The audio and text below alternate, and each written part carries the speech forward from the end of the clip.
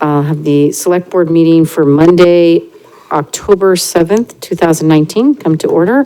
I will first start by introducing each of us. On my right, I have Ann Sermon, Molly Cowan, who is our clerk. Vice Chair. I'm sorry, Vice Chair. Jeez, all right. Kathy Corson is my name. I am the chair. Nico Papankostanis is our clerk. Good evening and welcome. And Julie Gilman is select board. Good evening. And Russ Dean is our town manager. And we have Joanna Bartel as our recording secretary. We start off the meetings by having public comment. And I do want to recognize that we have a class from PEA. I don't know what the class name, what the subject is. American Politics and Public Policy. American Politics and Public Policy. Here tonight, Bill Jordan has brought his class, which we are grateful, and, the stuff is happening here. So I understand that maybe someone has a question for us, and we hope we can answer it. Hi.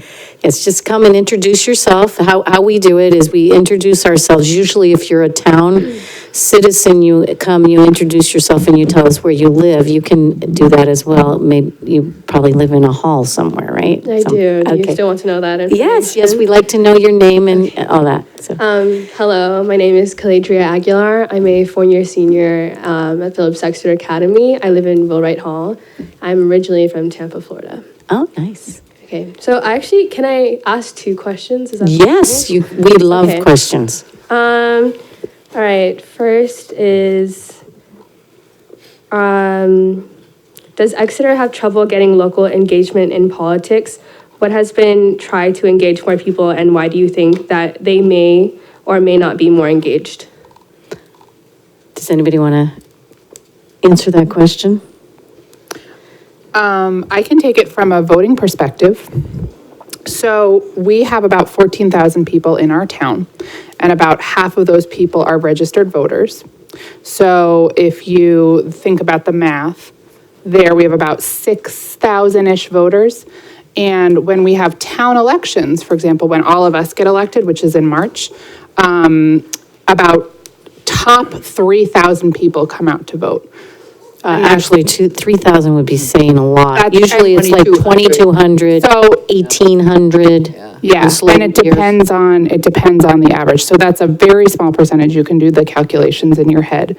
Obviously, it gets bigger. The more things are on the ballot. So when we have a presidential year, for example, and we're voting for president and governor, because we always vote for governor every 2 years. There's always congressional candidates on the ballot. Sometimes there's a Senate race, sometimes there's not. So it sort of varies from that. But the decisions that we make here in this room really impact voters the most versus what they vote on at the state or the federal level. And we have the least amount of engagement.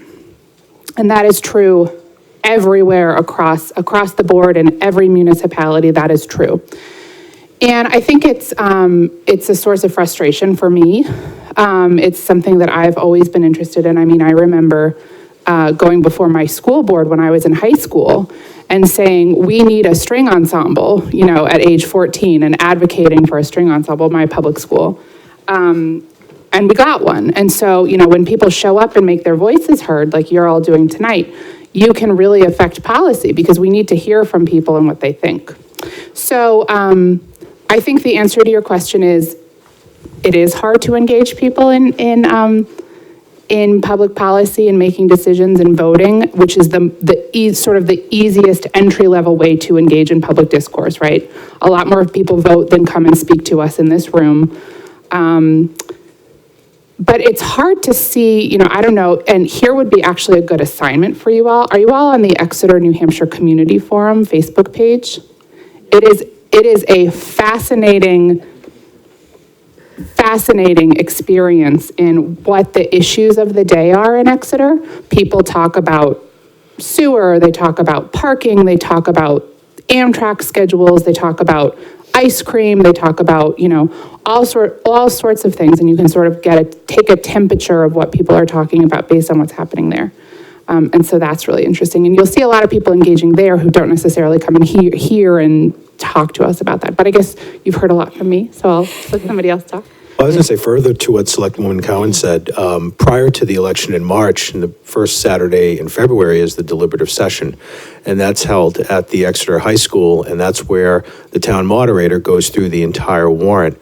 And generally, you know, we talked about the low voter turnout in March. I mean, we're lucky if we get 200 people at deliberative session, and it can go all day. And sadly, by the time you get to the last 3 or 4 warrant articles, you may have 30 or 40 people in the room. And I agree, if you haven't checked out that Facebook page, the Exeter Community Forum, you should, and it would be great if everybody that had the time to go on social media to talk about what's important in this town showed up for deliberative session and the elections. I think we'd have a much more, vibrant election process. Anybody else? Julie? Yeah, I think in the, more locally, aside from the voter interaction, is the boards and commissions and committees that we have, that we do have sometimes a hard job finding people that might be appropriate for the topic. Like, for example, the Historic District Commission, which I always mention, really could use some architects, but how many live in Exeter? I don't know. So reaching out to them is difficult. So it's things like that, and also what we've heard recently as far as participation in the local boards and commissions is that we don't provide childcare. And so there is a limitation for some people where both parents can't volunteer, or they just can't come because their kids are sick or something like that. And we're thinking about that. It's a hard thing in this kind of building to overcome, but that's... These are all great points. I agree with all of what's being said. The other part of it is just in terms of the volunteers, such as we elected people, getting people to be involved, as Selectwoman Gilman just mentioned. I was once told a little sort of adage that said, learn, earn, return, which meant basically learn while you're learning. This is the time where you learn all of this, and then at some point you'll earn a living, and then as you get a little bit older or different things happen in your life, then you return and give back. But it'd be nice to do sort of a modified version of that so that we would get more involvement. And we understand young families and everybody, they're busy, so they don't really have time for that, and students are busy being students. But a lot of times in this town, you'll hear people, be concerned about their property tax bill and that kind of thing, because in this state, which is unique to a lot of states, that the only way we get revenue is from property tax for the state. So it really puts a big burden on property owners. But at the same time, the folks living in the town can also have an involvement in terms of what is actually going on. What is the money being spent on? And to Molly's point, we really wish we got more interest by all the taxpayers, because this is the place where you do have an impact. If we got out really good voter turnout, things would go completely different ways than what happens. We get the interested folks at deliberative session, as Selectman Nico mentioned, and passionate people there, but they're the same people oftentimes. And we would really wish folks would come out, because last thing I can say, I have friends, as you all do, for all different parts of the country. This form of government that we have in New England, we are close to our elected officials, a lot closer than in a lot of other states. Even our governor, you can get to this governor pretty easily, anyone who's ever governor.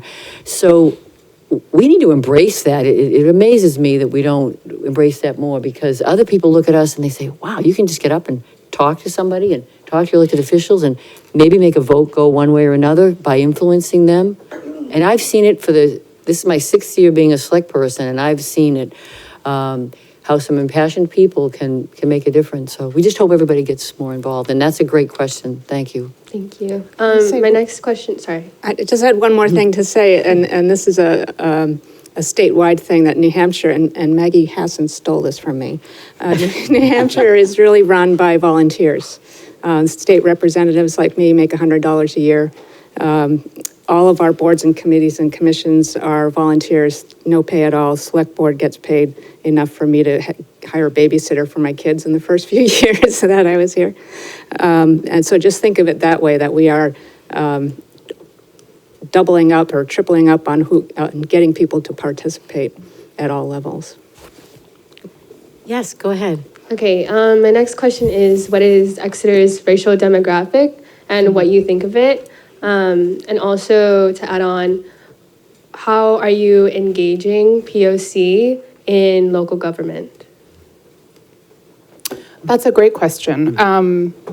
And something that we struggle with in New Hampshire. As you know, it's not a very diverse state. It's the second whitest state in the country, second oldest as well.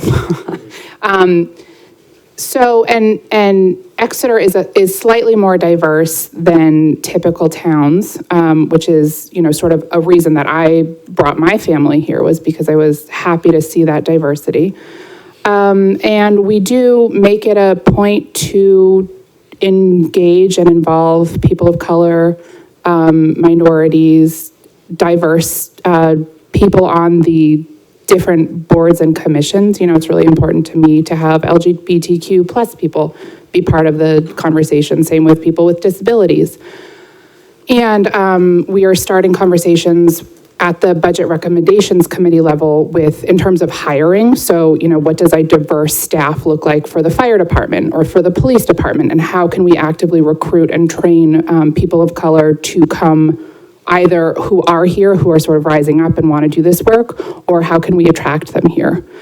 So it's definitely something that's on my mind, on a lot of minds of people that I'm working with in town government, to make sure that their voices are heard. And additionally, all of us, I know that I put a premium on this, is to recruit a diverse population to serve on our boards. So oftentimes that includes, women, people with young families, people who are in college or just out of college. How can we retain and engage a diverse volunteer population here in this town? I was just looking up, because if you look up New Hampshire, the New Hampshire state government has done community profiles on each town, and I was looking to see if they had actually the demographics. They have it by age, but they don't have it by race. So, but the median in Exeter, the median age is 46.1 years. So that kind of gives you an idea of that. Does anybody else have anything to say, comment? I mean, I just have one thing. There is a state commission on diversity and inclusion. I don't know what they do, but I know they do go around to the different counties and have listening sessions, and I don't believe they've come to Rockingham yet. So there may be an opportunity. I know somebody on it. I'll bug them to come to Exeter. Thank you. okay. I would just repeat everything that Molly said. so- Yes, exactly, yeah. Thank you very much. Thank you for your time. Okay. And we'll continue. We have public comment at the beginning of every meeting, and so if someone is here to speak about anything that is not on the agenda, please feel free to come up and introduce yourself. And I know that you are not from Exeter, so we have to right? Do you live in Exeter? I do not. Okay, so is it okay if she speaks? Yes. Yeah. Okay. Great. Hi. Anne, I could really relate to what you said about the officials in New Hampshire being accessible. When I was the Stratum reporter for the Exeter newsletter, I had to interview Doug Scammon for being Speaker of the House, and he answered his door in his stocking feet. That's New Hampshire. Yes. If you might just introduce yourself. I shall. Okay, I shall. thanks. Hi, my name is Kathleen Bailey, and I'm here to talk about a book that I'm doing about Exeter. Some of you may know me from my work with the Exeter newsletter. I've been a staff member, I've been a staff writer, I've been a correspondent. I currently cover Brentwood, Epping, and Kensington for the newsletter. But recently, I decided that I wanted to branch out. It had nothing to do with having coffee at a friend's house and finding one of my articles lining his cat box. That was, by the way, that was when I was working for the Union Leader and covering dairy and Londonderry. People in Exeter have great respect for the printed word. And so it wasn't any of you. But recently, both because of a longing within me and because of the state of print journalism, I started gravitating toward book writing. And I became very interested in the historical books published by Arcadia Publishing. You've probably seen these in the gift stores, maybe in the variety stores. So I really wanted to do a historical nonfiction book. And I came up with a concept and I contacted Arcadia's editor for New Hampshire, who happens to live in East Kingston. I made my suggestion, but then she said, you know, we really need someone to do an Exeter book. We haven't had one for a long time. And Dan at the bookstore has had several questions about when there's going to be another Exeter book. She had me at Exeter. I have been associated with this town on and off for 30 years, most of my journalism career. I did work briefly in Derry and Londonderry, and I still do special sections for the Union Leader. But there is something about the seacoast that has always pulled me back. There really is no place like the New Hampshire seacoast, and there's no place like Exeter. It's like Ernest Hemingway said about Paris, Exeter is a movable feast. So she engaged me right away with that idea, and I began doing background research and trying to find out if it was viable. And it is viable. I will be doing an Exeter Then and Now modeled on this concept. This is Milford, Connecticut, but the concept is a picture of an early landmark or building or whatever, a caption, and then a picture of the same place contemporary or today. It'll be mostly buildings and landmarks, but I am not opposed to the odd picture of the odd person. That didn't come out right. I have been in touch with the Historical Society. They're fully cooperative. They have already supplied me with 25 or 30 photos, and I'm going back sometime this month to get more. I am also in a working relationship with two members of the Swazinski family, and the book will be dedicated to Ben. When I was community news editor for the Exeter newsletter, Ben was always coming down to the office in that station wagon and the suit and the fedora. And he was always bringing us some picture. Toward the end of his career, he was giving them to us because he just wanted to get the word out about Exeter. Ribbon cuttings, lodge installations, new buildings going up. Ben photographed this town for 50 years, and the book will be in part an homage to him. So I've got the cooperation of the Swazinskis and the Historical Society. But no book is good if it only has a few voices. So I'm throwing out my net to see if anybody else wants to talk to me about growing up in Exeter. Where did you buy your penny candy? Did you buy your school supplies at Woolworths or Batchelder's? Where did you have your first date? Can I ask a question? Are you looking for participation from the greater public or from us? What are you looking for exactly? The greater public, Molly, although if you Great. have a story, I don't mind hearing it. Anybody who has a story, I want to hear from them, Okay, so you're here to ask for people to contact you. precisely. Got it, great. Great. So are there any questions?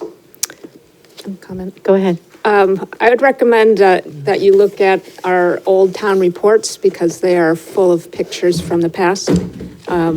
I particularly have a collection from the 60s and 70s in my youth, and a lot of what's in there has changed. So, and then I have one particular recommendation for a picture pair that would be actually rather funny. In the Exeter Cemetery, there is a monument to Gilman Marston, a Civil War soldier, officer. And it was a huge granite rock with a bronze statue of him. And then the statue was stolen. So you can see, the Historical Society can show you the postcard of the statue. And now you can go take a picture of a big rock. That's very good, thank you. Great. Well, Madam Chair? Yes. Preferred method of contact? yes, how would you like to be Okay, contacted? I have a couple of cards here. They're generic cards because Okay. if you probably figured out, I do a lot of things for a lot of people.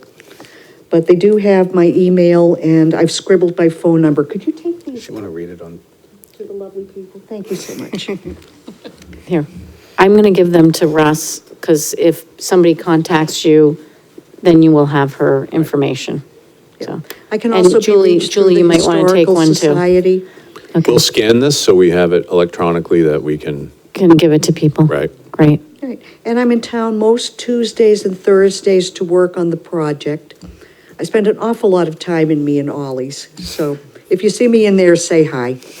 There's also the 8 High Street, it was the Simeon Folsom House, and Todd Lincoln was there, well, during the Great Depression, they had, the WPA did a historical survey of that house. It's the brick house on the corner.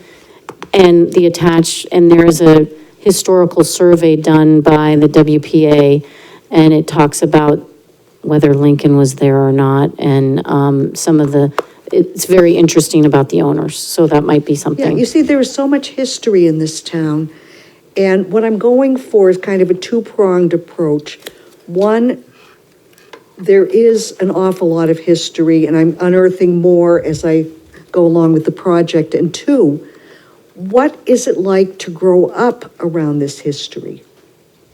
Because sometimes when I'm in Exeter, I get the same feeling that I get at Lexington and Concord, that this amazing thing happened, and that people are going about their daily lives. But they're going about their daily lives because the amazing thing happened. You stand on the Lexington Green and you get people tossing frisbees. You got people walking babies in strollers. You got high school kids doing their homework. And yet it was an event that changed the world and it happened on that green. That's history. Yeah. So All I'd right. love to chat with anybody who wants to talk with me. Thank you very much. Thank you so much. Appreciate it. Anybody else that has anything for public comment? Okay, so we'll go on to the next. So our next thing is proclamations and recognitions. And we have, tonight, we have Fire Prevention Week. We have a proclamation. I will say that the theme this year, I really do like the theme. Not every hero wears a cape. Plan and practice your escape. I like that. So I will let Nico read the proclamation, and then, Chief, if you'd like to say a few words, please do. But we can read that first. Okay. Whereas the town of Exeter, New Hampshire is committed to ensuring the safety and security of all those living in and visiting Exeter, and whereas fire is a serious public safety concern both locally and nationally, and homes are the locations where people are at greatest risk from fire, and whereas home fires killed 2,630 people in the United States in 2017, according to the National Fire Protection Association, and fire departments in the United States responded to 357,000 home fires, and whereas the majority of U.S. fire deaths, 4 out of 5 occur at home each year. And whereas the fire death rate per 1,000 home fires reported to U.S. fire departments was 4% higher in 2017 than in 1980. And whereas when the smoke alarm sounds, Exeter's residents may have less than 2 minutes to escape to safety. And whereas Exeter's residents who have planned and practiced a home fire escape plan are more prepared and will therefore be more likely to survive a fire. And whereas Exeter's residents should make a home escape plan drawing a map of each level of the home, showing all doors and windows. And whereas Exeter's residents should practice the home fire escape plan with everyone in the household, including visitors. And whereas Exeter's residents should practice the home fire escape drill at least twice a year during the day and at night. And whereas Exeter's residents should teach children to escape on their own in case adults can't help them. And whereas Exeter's residents should make sure everyone at home knows how to call 911 or the local emergency number from a cell phone or a neighbor's phone. And whereas Exeter residents should practice using different ways out. And whereas Exeter's residents in a real emergency, should get low and go under the smoke to get out quickly. And whereas Exeter's residents should get out and stay out, never go back inside the home for people, pets, or things. And whereas Exeter's residents are responsive to public education measures and are able to take action to increase their safety from fire, especially in their homes. And whereas the 2019 Fire Prevention Week theme, "Not every hero wears a cape. Plan and practice your escape," effectively serves to remind us that we need to take personal steps to increase our safety from fire. Therefore, the Town of Exeter Select Board do hereby proclaim October 6th through the 12th, 2019 as Fire Prevention Week throughout this town, and we urge all the people of Exeter to be aware of their surroundings, look for available ways out in the event of fire or other emergency, respond when the smoke alarm sounds by exiting the building immediately, and to support the many public safety activities and efforts of Exeter Fire and Emergency Services during Fire Prevention Week 2019. Thank you. Thank you. My name is Brian Camone, I'm the Chief of the Fire Department here in Exeter. National Fire Prevention Week is observed in the United States and Canada during this week that includes October 9th in October. The first proclamation for Fire Prevention Week was done in 1925 by President Coolidge. It commemorates the Great Chicago Fire, which burned for 3 days from the 8th through the 10th in 1871. It killed approximately 300 people and destroyed about 3.3 square miles of the city and left over 100,000 homeless. That was really the catalyst for it, for Fire Prevention Week.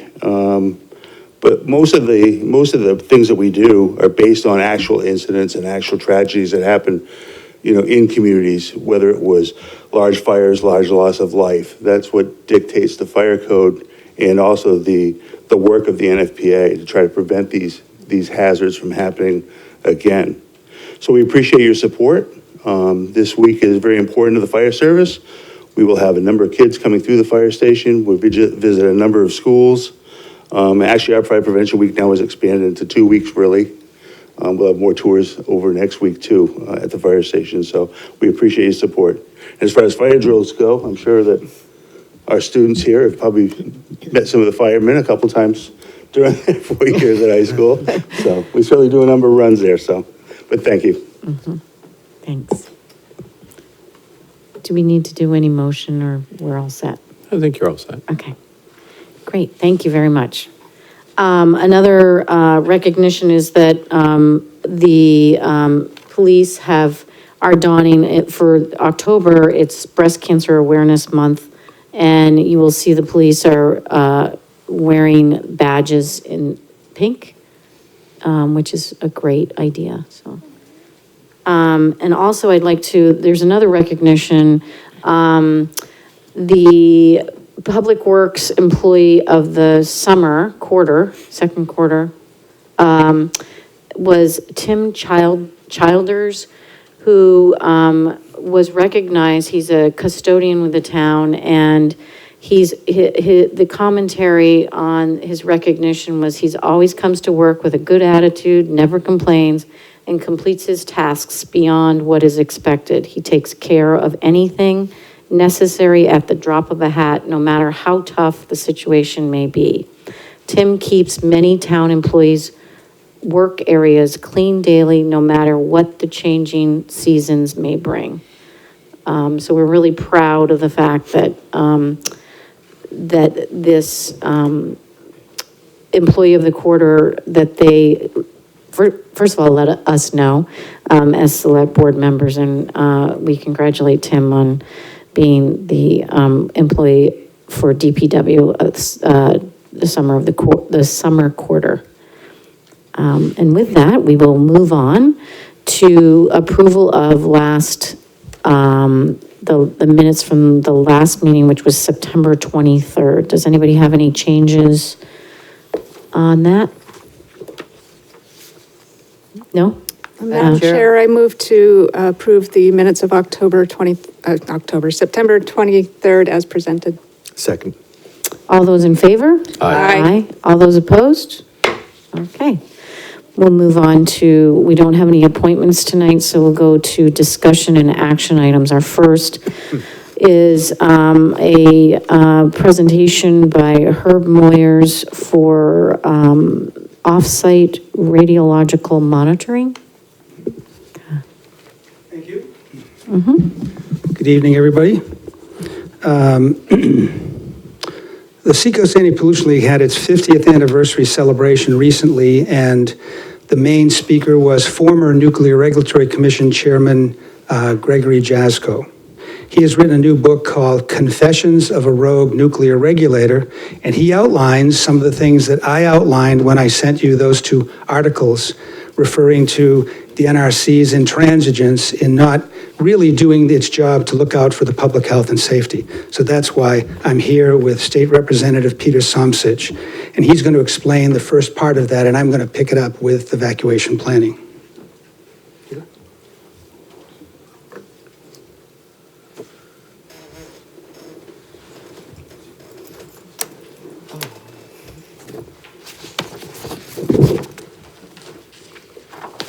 Yeah, thank you, Herb, and thank you all for giving me this opportunity to come before you and talk about my citizens' initiative for radiological monitoring in New Hampshire.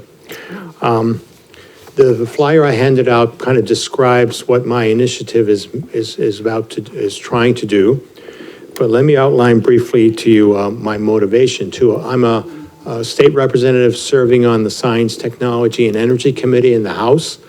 I'm also a trained physicist, and I've worked with radiological and radioactive materials throughout my career. After following many of the discussions we hear on the seacoast regarding the sources of contaminants and pollutants for our environment, and also the concerns that people have regarding the identified pediatric cancer clusters, I was quite surprised to learn 2 years ago actually, that the emergency evacuation zone around Seabrook, which is a 10-mile zone, is currently being monitored in real time in the towns on the Massachusetts side of the border, while we on the New Hampshire side of the border have a very antiquated and simplistic system of monitoring, which doesn't provide real-time monitoring that they do in Massachusetts. Incidentally, the monitoring in Massachusetts has been going on since 1993. In fact, Dr. Yachko, that was mentioned before, he was aware of that this was happening. That is a real-time monitoring going on 24/7 all year round, and it's under contract by the state of Massachusetts to provide that data to the Department of Safety in Massachusetts.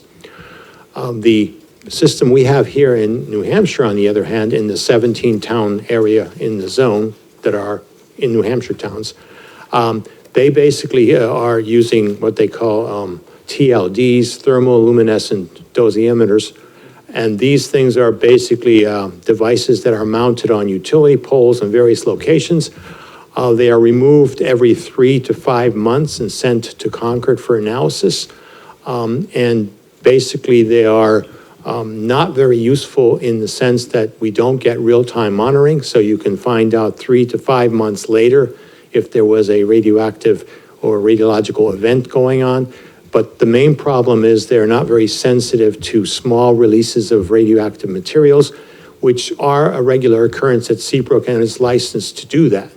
They can't do it because they use such a large time period to detect radiation. So when you average that out over 5 months, the level of radiation they see is very small. So let's say if you had a spike of something happening for a couple of hours over a 5-month period, and you averaged it over 5 months, you would basically see nothing in the average numbers. So what my initiative was triggered by was that we had a bill in the legislature 2 years ago, which requested that the state of Massachusetts upgrade to a real-time monitoring system. New Hampshire. In New Hampshire, upgrade our monitoring system to our real-time monitoring system and basically replacing the old system that we have now. That bill was not approved by the House at the time. There is currently a new bill pending from Senator Tom Sherman this year. But because that was rejected 2 years ago, I decided to launch my own initiative, the Citizens Initiative described, which basically attempts to raise in the form of pledges from citizens and organizations $60,000, which is the cost of hardware and electronics that is needed to implement this plan. And so I've been doing this since last October 2018. We now have more than $39,000 in pledges raised and another $10,000 to be committed after January 1st. So that brings us almost to $50,000. And I'm going around to the various towns and presenting to the municipal authorities. The proposal that we're asking is that these towns consider contributing $1,000 from each of these towns. There are 17 towns, as I said, in the district, in the emergency evacuation zone. And so I'm going around talking about this initiative and asking you to consider contributing to this effort. Like I said, at this point, we're just asking for pledges to do this. We hope if we raise $50,000 at least, we can begin implementing. However, it's also possible that in the meantime, this effort will leverage the state of New Hampshire and its authorities to actually say, let's go ahead and do this, and this will be what prods them to do something.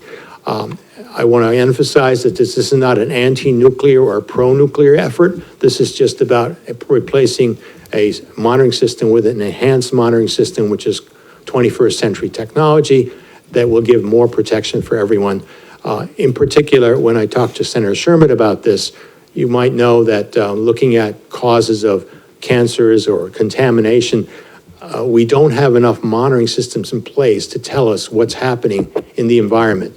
And this would be one more tool to give us a better tool to give us more data necessary to know if there's something going on and if it's a serious issue.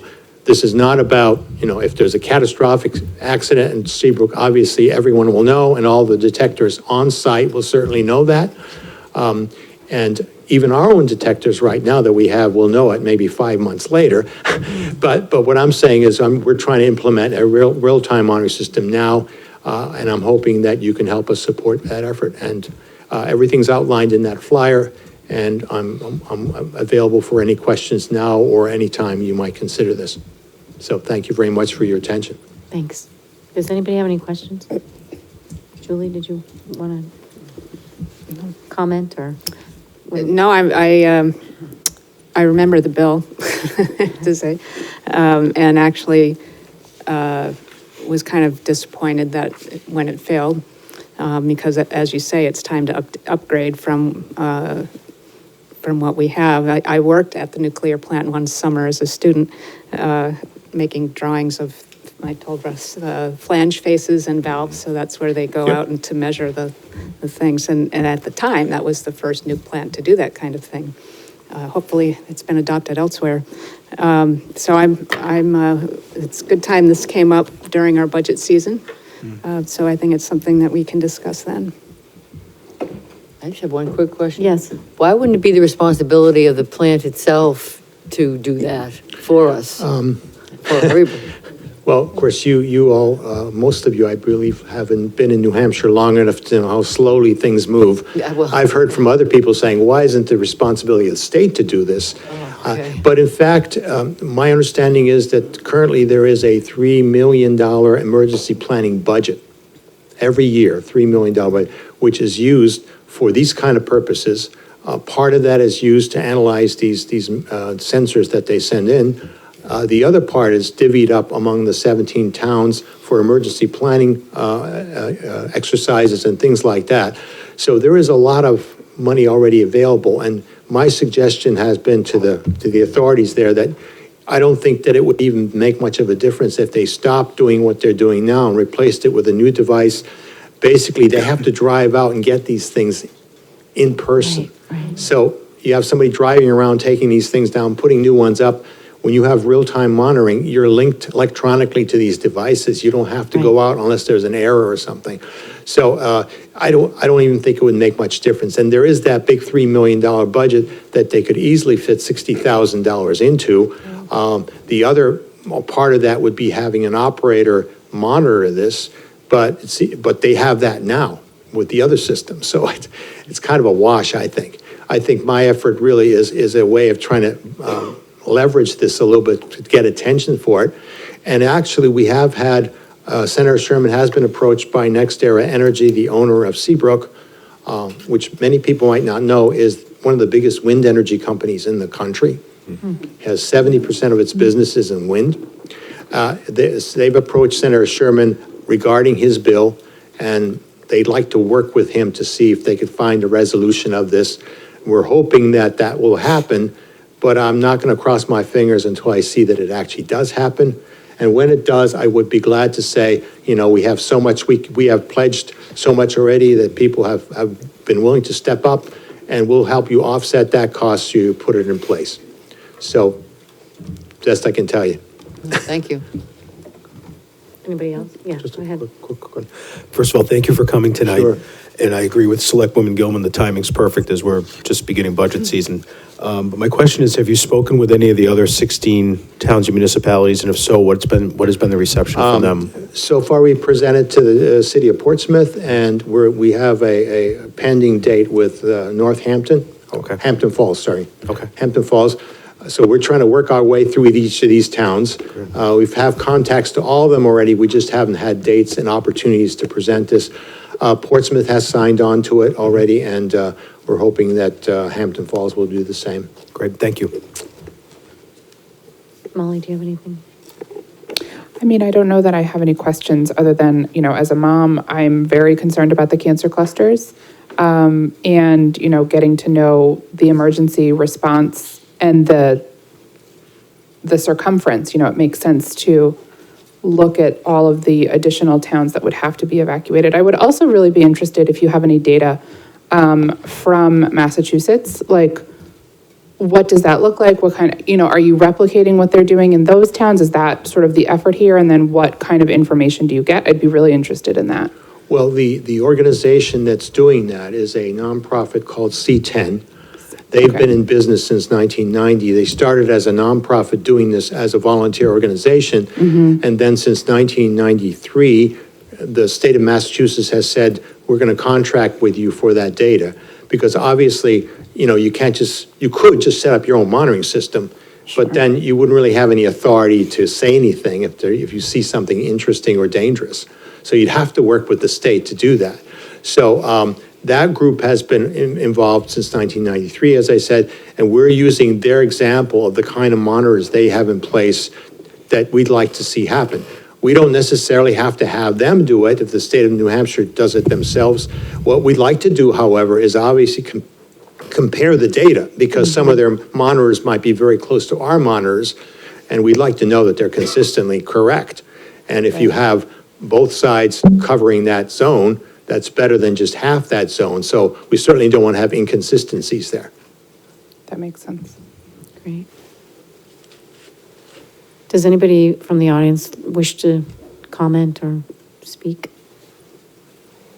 Okay, so I guess we should, I mean, we can't really commit anything because Not yet. we're it has to be budgeted.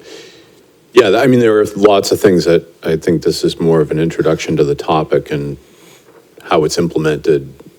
Are there ongoing costs? Do we join a network? You know, Right. there's a lot of different pieces to it, but we can certainly educate ourselves about what they're doing south of the border. Okay, so we can maybe talk about this during budget season as well. Yeah. Okay, And we do have an emergency management budget. We do get an appropriation every year, or a part of that $3 million does come to Exeter, just like it does to the other communities. So we have that money available to us. What we do is basically take in, and I think it's about maybe 40,000 a year, give or take, and the amounts have varied. Sometimes it's as low as 25, sometimes it's 30,000, but we use that to offset our emergency management budget. So, I mean, that's how the finances have worked in the past. But I think, you know, depending on how the board feels about this and where this money ends up and how it's used and whose hands are administering it, I think it's something that if you felt it was important enough to put in that budget, we could look at that. Can I just underscore that the 60,000 is a one-time thing? Once it's set up, you don't need 60,000 every year. It's one time, it's set up. There is maintenance costs involved, but that's minor. okay. So I don't know how we incorporate that into our discussion, but I guess once we have our budget, we could see if there's that we could move that money if we so choose. So, okay, great. All right, I'd like to sort of amplify some of what Peter mentioned, and I'm happy to hear that at least several of you really think that it is time for appropriate monitoring and instrumentation.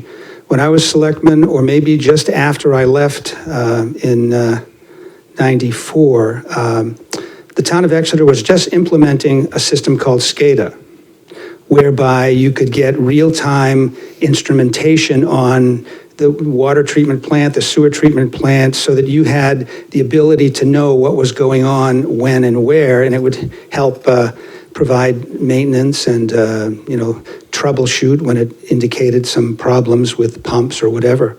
So this is sort of like that in that it's real-time, it's independent, it's off-site, so we're not relying on a corporation to let us know that something has happened. We would know in real time. So I think those are critical points. I would like to rotate the discussion to our emergency response plan, our evacuation plan. If you live in the Seacoast long enough, you know that there are certain key times when it probably is not, however well the plan is designed, circumstances would conspire to create massive traffic jams. In a hot summer beach day, when a rainstorm suddenly comes over the beach and everybody leaves and traffic gets marred in their effort to get on 101. I mean, there are circumstances. We saw the recent gas explosions last year in North Andover and Lowell, other communities, from a problem with pressurization. Somebody did the wrong thing, and how many houses blew up? 100 and somewhat houses had fires, and one kid was killed. So stuff happens. So what I'm attempting to evaluate for myself and for my community and others is what's the current status of our emergency response plan? What town employees have made commitments to play a role in that plan, and do we have sign-offs and signatures for those folks, those first responders, if you will, so that they understand that their first commitment would be to the town of Exeter and the public health and safety and not their own families. So that's the gist of what I'm trying to find out, because I've been at this a long time. I studied for years the new Reg 0654, which was the document which outlined what evacuation planning was supposed to do.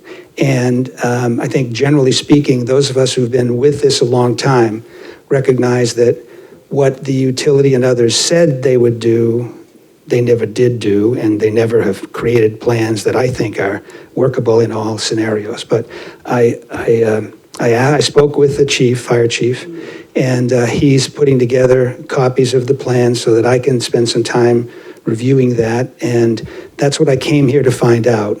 What is the status of our current plan? I like the idea of having drills with fire situations. We should have emergency response drills for evacuation as well.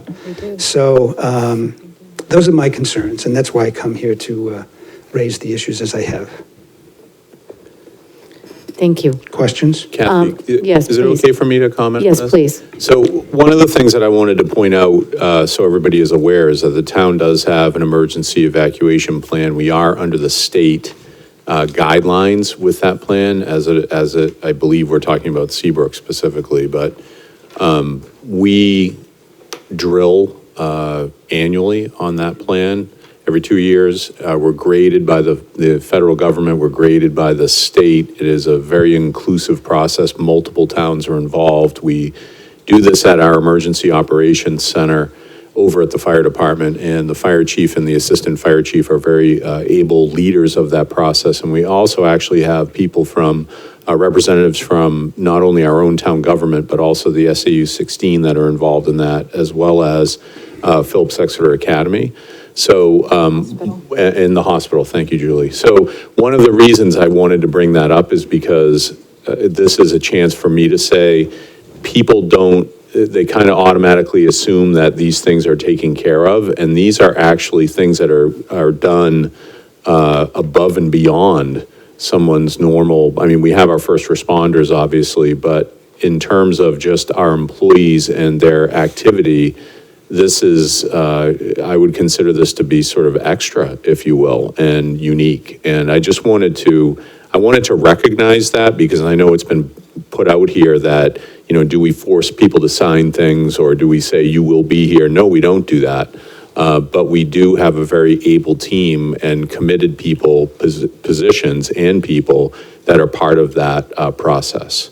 So I just wanted to make sure that everybody understood that locally, and Exeter is not unique in this zone. There are other communities that have the same setup as well, and there are very dedicated people that have committed to staying behind, if you will, in the event of a major catastrophe at the risk of perhaps their own families and others. So it's something I feel pretty strongly about, so I wanted to at least put that out there and recognize the people that are part of our team here. Mm-hmm. Chief, would you like to respond to? We're also handling the emergency management department, and we have, this year is one of the cycles of the 3 different drills that we'll be doing. The last one, as Russ said, was the graded one by FEMA. So the good thing about the system that we use here in Exeter, because we're within this 10-mile radius, is that everyone in town has an additional role. The town manager speaks as the public information officer. I act as the emergency management director. My assistant fire chief fills in as fire chief. All those roles are filled. We practice and we modify our evacuation plan almost yearly. This year we've gone to an actual, almost like a Google map of the intersections now instead of hand-drawn intersections, because the Seacoast traffic patterns have changed so much in the last couple of years. So we're always reevaluating cone placement, the number of police officers that we would need to actually detour traffic and move people in the right direction. About 5 years ago, we also added another layer on top of this for the hurricane evacuation out of the Seacoast, using that same Seabrook model, and looked at a larger area of evacuation. And the company that came in and actually did that work with us was pretty complimentary, that we had a good plan. We had a lot of the stuff already in place because of the Seabrook 10-mile radius. So I believe that that's there. The plan is pretty heavily involved with Department of Public Works and the Police Department for traffic control points. We have bus routes for evacuation. Phillips Exeter Academy takes care of their own. So that's off of our table, which works well for us. And we've got a great involvement from the community and from like the school systems and also the hospital, which would probably be our biggest challenge that we face. But certainly the offer extends out to, you're more than welcome to come down and take a look at our plans and like I said, they're updated almost every other year, so we feel they're very, very current. Okay? And as a select board, we have participated ourselves and had, I don't know if, Nico probably hasn't done this yet, but it's pretty extensive what, is it something you said, Chief? It's the evacuation plan. Those were There the you go. earliest ones here. Get to lead, they get to go first. So I know that I have seen this, and I know that you have as well. I'm sure Julie has. So we do have a role as well and have participated. So I think like you said, we are ahead of the curve because you've been doing this for so many years for the nuclear power plant. So, do you have any other questions? Yes. Well, just a comment.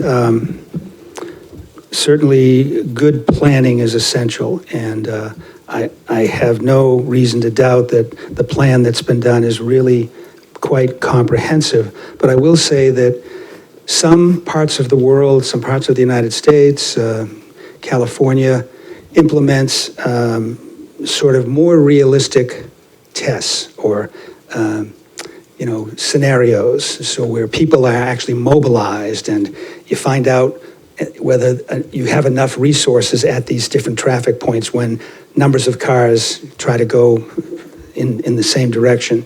There will be car breakdowns occasionally. There will be people doing the wrong thing and police trying to direct them in the right direction. So I would simply ask that maybe we can inject a little more realism into the drills for the future so that we can try to preempt any sorts of more things than we anticipate, but there are always going to be those things that you don't anticipate that will happen that will foul up your plans. But I think trying to put a little more realism into those plans might be helpful. Just my thoughts. And thank you. Do you have any comments on that?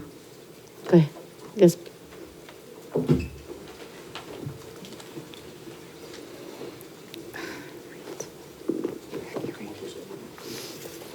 Beth Chapin from Riverwoods.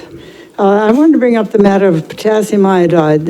My daughter lives in Newburyport, and I understand that Newburyport makes available to anyone who wants to have a small supply on hand. And because I understand that it has to be taken quickly in the event of a radiation event. And otherwise, you lose the use of your thyroid gland. So just something to consider. And I would also like to, it hasn't been brought out tonight, but you're probably all aware that the risk factor has increased a little bit in the light of recent understanding about the alkaline silicon reaction that is going on in the cement. And also with the more frequent advent of serious storms, destructive storms, and the possibility of a conjunction of high tide and a really bad storm and so forth and so on, and the deteriorating concrete might make this an event a little more possible than it used to be in the past, although I certainly would hope we could get through the next 10 years without anything happening, and then, according to some people, they'll be too expensive to operate anyway. Can I just say something Yes, about that? please. Just for your information, the potassium iodide is an optional supply at the schools. When we sign off on letting our kids have, play sports or whatever, one of them is, can we administer potassium iodide in case of emergency? But also, I think it's Seabrook Station itself puts out a historic calendar every year, and on the back page of that is a card to send in to get some pills. Yeah. Yes, they do send out that calendar. I get And I that. hate to be the bearer of bad news, the calendar is a thing of the past. I So wondered Eric why I Goldman didn't is get the mine. Deputy EMD. So they decided against the calendar. There will be a big refrigerator style map or something you could put on there. But yes, the KI is still available at the state. I attended a meeting last week in East Kingston, and they are looking at the Massachusetts model very closely, moving caches of KI into the communities. I think you'll see, I don't want to jump the gun, but by the first of the year, there'll be caches in the larger communities like Exeter and Hampton and Portsmouth that residents can come to, exchange old for new, or just pick up their doses of KI if they feel. That way, just, they're looking at a more cost-efficient model, if you will, for that. So I think the KI issue would be enhanced if we had it locally, so. So you'll need a new room for that. Sure, new firehouse, no. just- Yeah, okay, gotcha. Okay. Go ahead.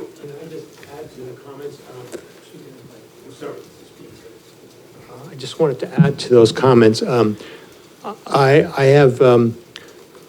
have received the calendar, as many of you have, and in the back last page is something you can fill out to get those KI tablets. I filled that out like 4 months ago. And you haven't I gotten haven't received anything yet.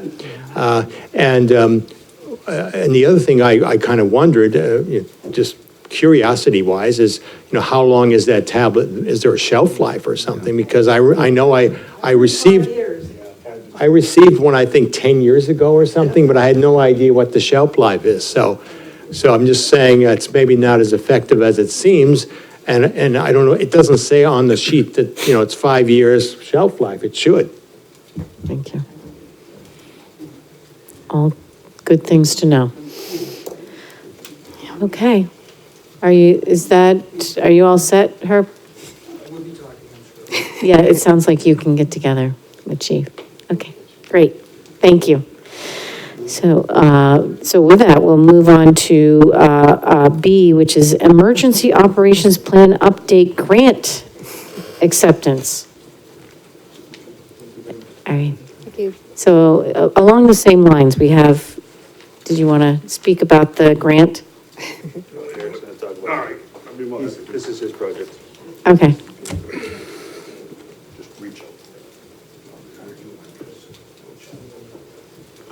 Thank you very much. In your packet, you should have the proposal from Hubbard Associates, and I know the manager and I had a couple of conversations over the past few weeks about the plan.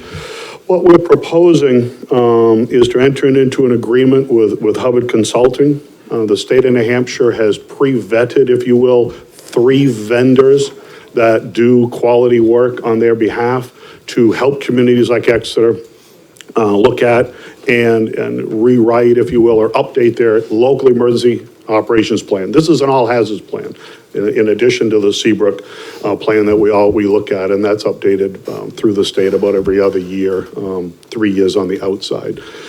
Our plan was written and adopted in 2006. It has been updated incrementally since then, but we were alerted not long ago that in order to stay compliant for grants in the future, we have to show some effort to basically completely rewrite to bring our plan up to current standards. So the state, as I said, has 3 vendors, Hubbard being one of them. They all agreed to do work for the same fee. They all agreed to work for $5,000 to rewrite the plan. Jane Hubbard is the one we have the most information on, most comfortability, if you will. She rewrote the city of Portsmouth plan, the town of Hampton's plan. She assisted with them. So we feel very comfortable working with Jane, and she has already been down to kind of chat with us on what our needs are. So what we're asking of the board tonight is if you agree with our plan to move forward and rewrite the local emergency operations plan, the state is willing to foot the entire bill. It will cost $5,000. The town of Exeter will commit what we call a soft match. In other words, we're going to track all of our wages, benefits, and costs associated with presenting and updating the plan over the next 3 to 6 months, and that will go to offset our share of the $5,000 that the state's contributing. So it will not cost the town of Exeter any money as far as writing a check for the plan. It'll just take some time out of our schedules to do that. I know I have presented the paperwork that the state requires to Chairman Corson. If you want to, I'm not happy to answer any additional questions, but if you want, I just need 3 signatures on that tonight, initialed, and then in the minutes of the meeting, they will record your vote, if you will. So. Okay. Does anybody have any questions on that? Pretty self-explanatory. And he's provided somewhat of a motion. Where's that? I have Did it you here. see that? So, Want to take a stab? Yeah, sure. Madam Chair, I move the Select Board accept the terms of the Emergency Management Performance Grant as presented in the amount of $5,000 to update the local emergency operations plan. Further, the board acknowledges that the total cost of this project will be $10,000, in which the town will be responsible for a 50% match, the $5,000. And do I need to mention the Hubbard? I would, yes. And Oh, yeah. Great. one moment, please.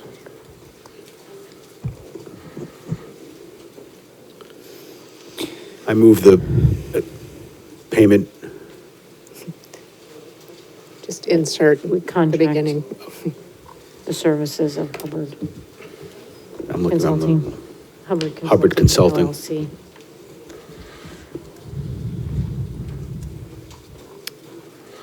Here, hold on, I am, Never, you got it? Hubbard Consulting LLC. Yep. Okay, going back. so insert in the beginning of the motion, the Hubbard Consulting LLC Will be will be the vendor. the vendor to whom the $5,000 is paid. Okay, do I hear a? Sounds Go- Is that good? Sounds good? Okay, are you? I'll second. Okay. Any discussion? All those in favor? Aye. All those opposed? Okay. And I will make sure that we sign this. Perfect. We can get together with Russ afterwards. Thank you Okay. so much. If you, if I might ask that you just authorize me to sign the paperwork. Okay, so do you want to do it, well, yes, you do actually, Russ, you don't sign it, three of us sign it, correct? Oh, well, you shouldn't have to do that. I don't know why that's It part of it the is mix. the it is If that's the way it's laid out, then go It's the for it. way it's laid out. Okay. Russ can be one of the three You- signatures if okay, you wish. That's fine. But then you need a notary as well, so you'd have to be the notary, Okay. okay? Just to I'll be the notary. make sure that we got that right, okay. Great, All the hoops are $5,000, don't believe. okay, so we'll do that after. it's federal the money. meeting. Okay. All right, thank you. So we'll move on to Lincoln Street updates and parking plan. I think Dave was here. We've gone too fast for Dave, he's not even Yeah. here. Dave was here a moment I ago. think he's in his office. Okay, I'm sure he'll be in just a minute, and I'll introduce this topic just by saying, I know we've had certainly quite a few conversations around parking on Lincoln Street, and we have been looking at a number of different issues with that, and in conversations with the town planner and also with the police chief and myself, I think we've come to the conclusion that in order to really do this well, we believe that it would be in the town's interest to bring in a parking-specific consultant, because there are quite a few that do this. However,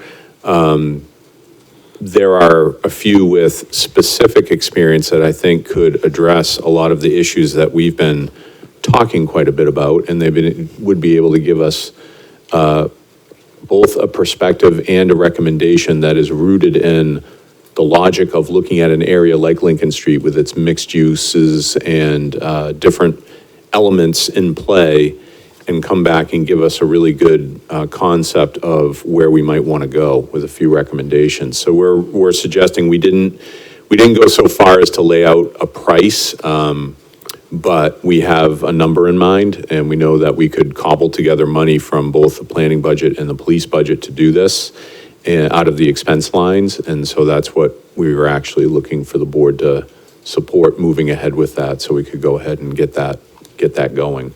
So this looks like preliminary, so you're waiting on a couple of, we're not tonight going to be saying, go ahead, take the money, and you're going to come back to us and give us a specific on that, is that correct, or is that not?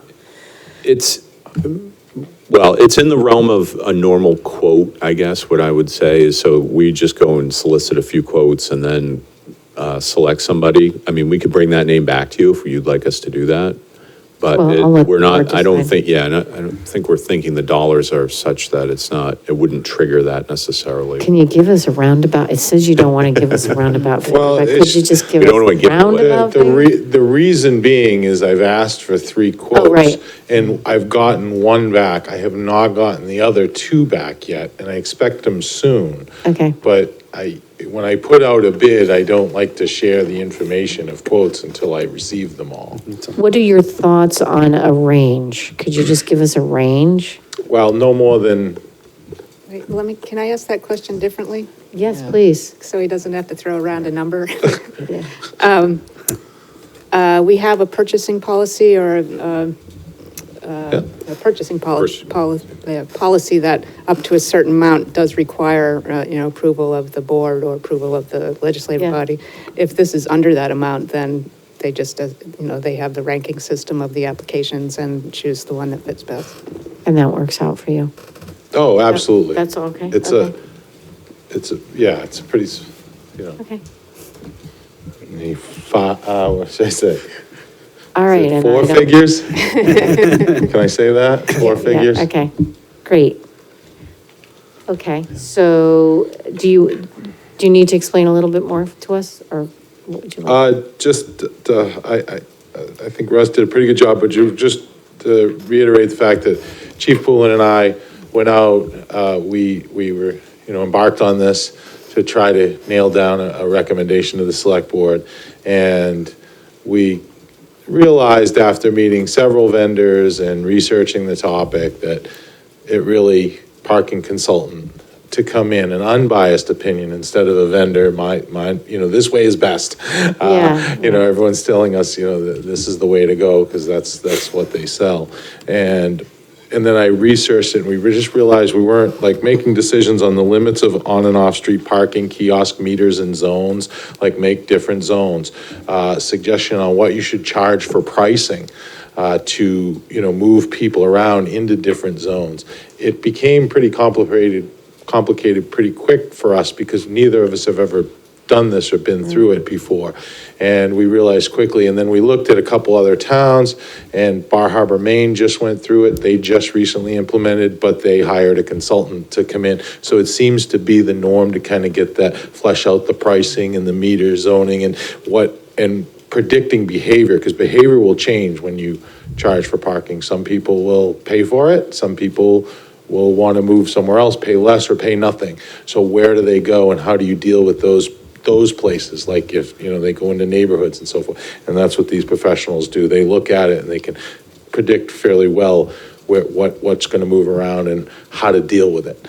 So we thought we needed that advice. So we reached out and we found, at least the first quote, very reasonable price for these services.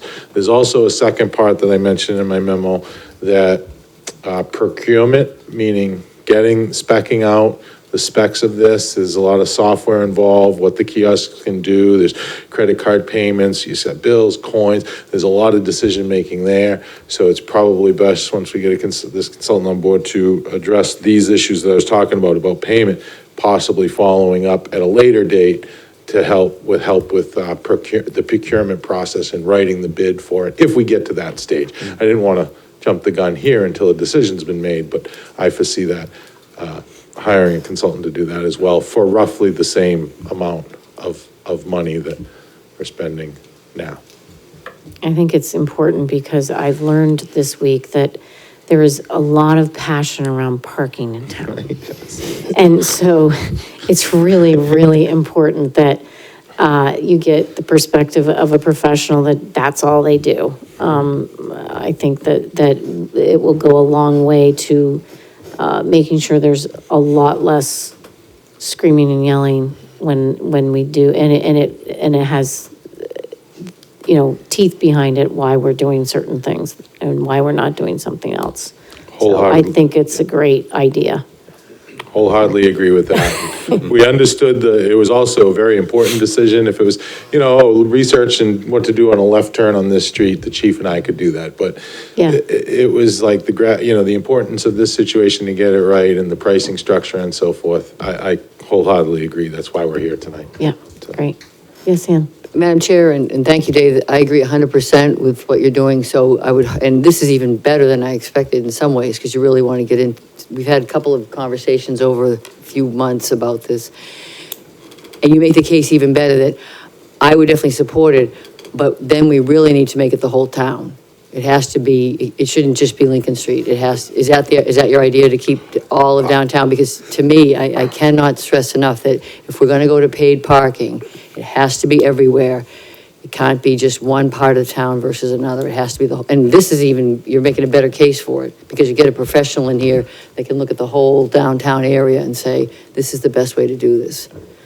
What I can tell you, because that's why I want a professional to provide us Right. with that advice, and, you know, is paid parking, is it the way, what I'm being told, and I was told by the vendors, as soon as they came in, oh, yeah, you gotta have do it, paid yeah. parking here, right? But, you know, but I've talked to a couple of consultants that I'm waiting on quotes, that are familiar with this area, and they agree that, you know, you are definitely, your utilization rates and so forth are such that, you know, paid parking is a smart idea at this stage, and probably the entire, well, not entire town, but. Well, you know what I mean downtown, Yeah. I mean entire town. But I they mean, do, We but- can't focus on just Lincoln Street and do it there. It has to be Yeah. the whole downtown. I Yeah. think, though, this is the first step. I mean, I think we have an immediate need here, where there's some really, you know, I know a business that just left because there just wasn't enough parking there.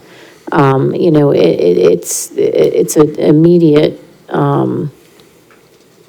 we have to solve the train situation as far as I'm concerned. But if we did the whole town, I'm not sure that the consultant would be in that level of, so I think if we can do a phase 1 and phase 2 approach, that probably is the best way to do it. And that seems to be the way. That's what I've been relaying, because we had this conversation, I know, I think, yeah, the we last keep time. having It's it. like, Well, keep it's like, having it. okay, Yeah. common sense tells you, if you're gonna do institute paid parking on kind of a smaller commercial area in Lincoln Street train station and those businesses, and then you have just as much issues with parking and demand as downtown, why would you just single out a smaller commercial district? And I think you had said something, Chair, that was, you know, to the effect of, you know, step 1 and step 2. I did run that by some consultants and talking with them about big picture,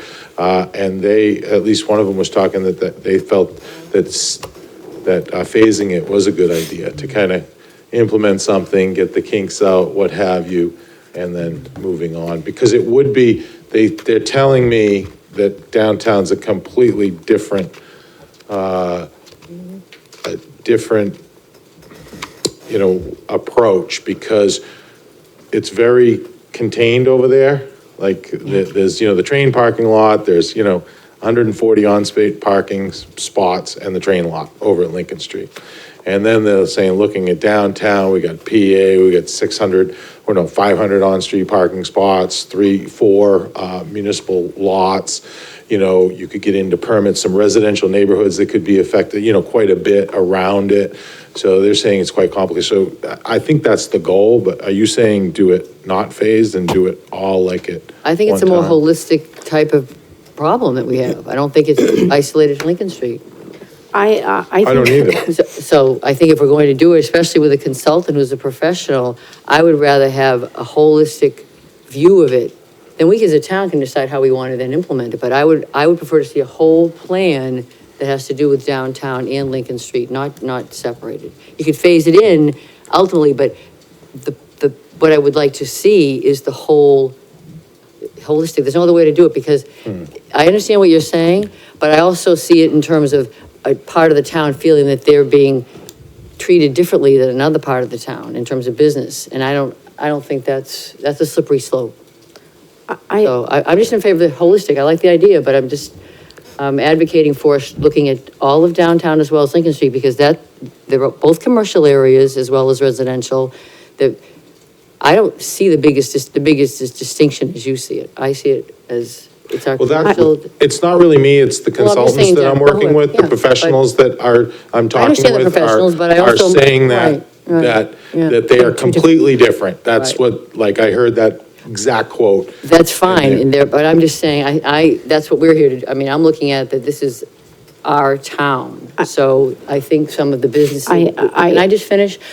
Would feel that they're being singled out, or a district of we're singling out a district of the town if we don't at least make the initial plan to include all of it. You see what I'm saying? Even if you do implement it phased, if you don't include the whole commercial district downtown as well as Lincoln Street, you're really not getting the best data.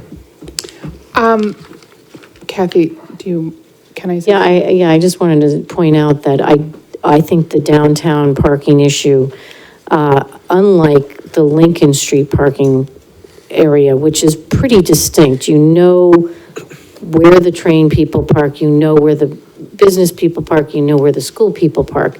It's really distinct, but in downtown, you have a signage issue. And so the signage and the parking go along, and it's a whole different, in my opinion, it's a whole different thing that actually, I think would take a lot more planning. When I received about 7 emails this week about parking downtown, that was the big thing, was signage. And I also, I really am going towards, let's get Lincoln Street done, then let's come on to the town, because they're two different things, but I'll take other people. So I would just like to add on that, because I think that there's questions up in the air about what's going to happen with downtown parking. We have this potential opportunity, if we go with it, with High Street, and that'll drastically change what our needs are downtown. And so I don't see them as the same thing at all. I agree that we need to look at everything holistically, but I also think that there is this opportunity and a need that we can address now. And then there, with Lincoln Street, with the train parking. And then there is sort of an unknown with what is happening here. Are we going with High Street? I'm not saying that I'm in favor of that. I'm just saying it's an opportunity and potential. So I think that there's too many unknowns for us to even have that conversation about the downtown in this moment. Nico? Go ahead. No, you go ahead. I was just going to ask whether you agree with the holistic approach or not. Was that included in your initial, like you came before us today with a bid that you're looking for from 3 people. Presumably that was for just the Lincoln Street, or was it for a holistic approach, as Selectwoman Sermon No, mentioned? it was just for Lincoln Street. So then you would be looking for additional dollars to come out of the police and planning budget should we charge back that we want a holistic approach? Yeah, I'm not Presumably. sure I can cobble together that in this year's budget. Okay. And what I think is like, we have a funding available in this year's budget to do that, but what I can get a number for downtown for future budget use, but I do think, and I do honestly believe, you can look at Lincoln Street and downtown, for the tasks that are listed here, meter placement, locations and zoning, pricing structure, you can look at those independently. You don't have to do them both at the same time. I don't believe that. I don't believe so. So you could go, we're not implementing anything here. What we're doing is we're starting to, kind of answer these questions. So if the direction was, well, we want to do downtown too, we could go ahead, we could cobble funds together for the Lincoln Street, and start that, and then we could figure out a budget number for the downtown evaluation and do that, and then you could always implement at the same time, like procurement and implementation. That's why I asked the question, because that was my understanding from what you said initially, and I'd rather, if you can cobble together the money now between the 2 budgets to at least get phase 1, if you want to call it a phase 1, started, I'd be in favor of that. I'm not saying that I'm disagreeing, but what I'm saying is that if he's coming before us tonight to say, look, for X amount of small dollars, we can get this going, then I would be in favor of doing that. Yep. Go ahead. Yeah, I also agree that looking at the whole town's parking situation is something that we need to do. But I will emphasize, as Mr. Sharples has said, that Lincoln Street is really rather a distinct area. It has the long-term parking that you don't have downtown. In front of the stores. It backs right up onto neighborhoods, dense neighborhoods. It has the school, which has the transient traffic, not not a lot of it all day, but the parents are coming and going at certain times of the day. And so I think just Lincoln Street itself has a different parking usage than downtown does. And so I can see that being a distinct effort just to see what it would take to put in the parking. We're not talking about actually doing it. We're just talking about studying how it would work. Okay, so do we want to do a motion to move them forward, or have we given you enough information? I don't think we need a motion. Okay. Is what? So I think that you've heard what we've had to say, and we want you to move Have forward. your sense. Without Yep. objection, I will, I'm not here, yeah, I'll move forward with that, and I'll continue to get a quote on the, On both. I'll get a both quote of them. on the downtown examination as well. And then Exactly. maybe, do it with the upcoming budget. Thought coming, of get that back to 2020, you. yeah, okay. Okay. All right, great, thank you. Thank you. Okay, next we have the bench program and policy for Parks and Rec. You guys must be tired, the two of you. No, we don't need sleep. Okay, well, you did a great job this weekend, we all Is that thank you true? for all your work. Thank you. And you really did it was a great thing for Exeter, as always. That's what everyone's saying, Yes. except for people that don't buy their tickets in advance. Yes, but- it was very disappointing for those people. But it was fun when somebody left a ticket because they had an extra one and somebody got to come in. That was always, I there were a did- couple of those. I did see a few of those out front Yeah. where they had plans changed, and just by chance, people are happy to oblige. Yep, so. it was very nice. Greg Beeson, Exeter Parks and Recreation Director. Before you is our memorial bench. Last time I was here, I believe, was August. I was challenged to go and look, and actually I reconsidered a few of the things. We have the downtown park or downtown benches, and we have the playground park benches. So we have two varieties. I did get recommendations from a resident on one of the more casual benches, and having done sorry, long weekend. That's okay. After thorough investigation, the one aspect of what was recommended might not have worked. It was very nice benches. The ones I'm proposing are a composite bench. But what the key factor between the two that was recommended were the weight of the bench. The one thing we don't want to do is start replacing benches in parks and then having them ended up in people's backyards because they're easy to move. As we know, the black benches are not easy to move. So we wanted to find something similar in weight. The bench proposed is about 225 pounds. So it is not easy to move, and it is actually designed so we can actually bolt it to the ground. So not only will it be heavy if they do try to unbolt it, but it'll be fastened in place. So both of them are actually, if you look, the downtown benches are for 2,400. I did reduce it, but one of the things that keep in mind is delivery and assembly is included. What that means is delivery to site, not delivery from the warehouse. So shipping would be extra, which is approximately about $100 to $200 per bench. And then there are different things. The one thing I reference is the Town of Exeter donation policy.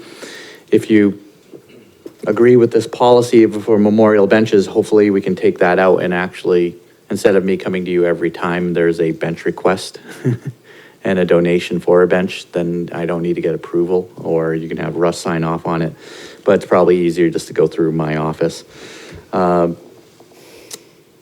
And then, we would be doing all the installs, and I have specific sites. I'm gonna work with Dave to come up with a certain number, because we don't want to overbench the community. That's the one thing. But there are plenty of opportunities, and then my hopes is to reach out to those people that have a memorial bench currently to see if they are interested in upgrading. A lot of the benches are now deteriorating to the point where they're becoming a safety issue. We have replaced some boards like at Park Street, but I think going uniformity is better because once we have all these in place, it's easier to repair them. And I actually have 3 bench requests on my desk waiting. So it's not like it's not a factor. And then there's additional one-time maintenance fee that will include the installation of the hardware, the plaque, and et cetera.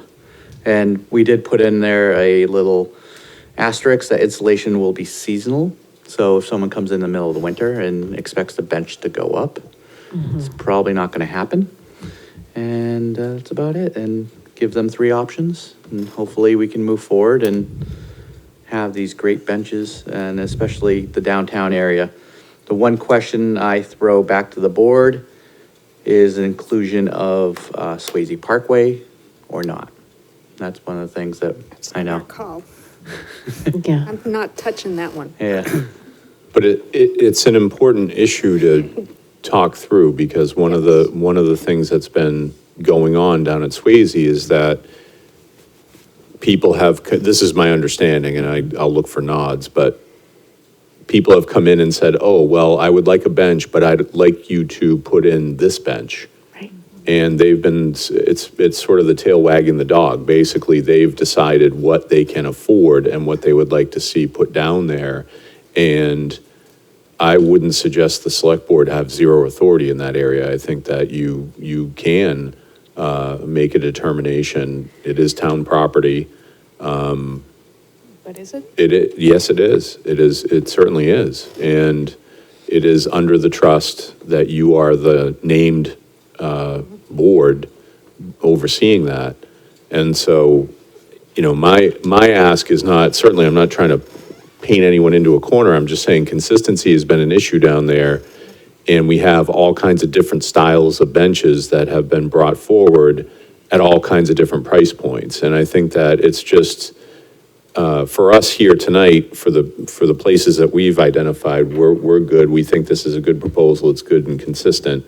But I would ask that, however the channels work, that it carry over to a more of a townwide consistency. So, and I do think it creates an issue when somebody can call up and say, okay, Parks and Rec says this is the program, but then we look at one of the key spots in the town, and this isn't the program, and it's optional, and oh, you can come in for that, we can have you go over here. So whether that's part of a bigger plan or not, it's just the consistency factor that I think is pretty important in terms of where we're trying to go is consistency. So, Julie? Well, okay, I don't disagree with what Russ has said. I think that,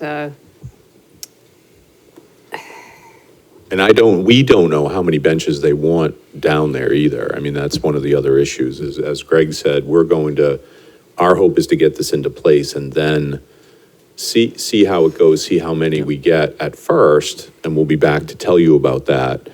I don't know if there is a plan for Swayze specifically that says we will take no more than X benches, because obviously it's an area that people would love to probably load up with all kinds of benches down there if they could. So, and I understand that. I mean, I've heard all the reasons why. I guess why I said I don't want to touch it is because we can all go ahead and say, yes, we need, this is a great thing to do, be consistent, it makes the park look better. We're going to make a decision, and those trustees are going to come back at us. And what I want to see from them is a plan. As Mr. Dean said, what's the plan? You know, they've been free to do the benches that they want to do, and they've done it the way Mr. Dean had described, and now we want to step in and say, this is what we think is appropriate. And I have no problem doing that as being the trustees, but then we're we're going to end up with a fight with trustees, and I just want to be sure the board is all in agreement to go this way before we dump them on on Parks and Rec. One suggestion, and having talked to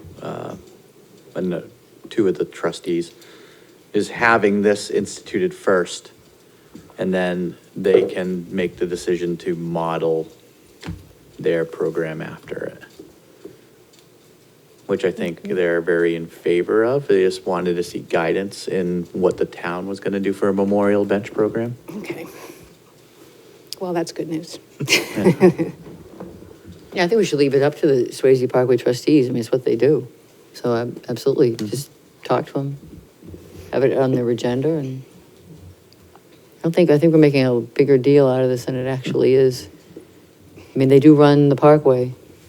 But we The town owns the road. Parkway is in the venue of the trustees. So and they've been managing it pretty well for the benches for a long time. So I think we're Well, as the solution chasing a liaison, problem, so to speak. as the liaison to the Swayze Parkway trustees, I become a broken record with them. And I have consistently said, we need a plan, we need a master plan for anything.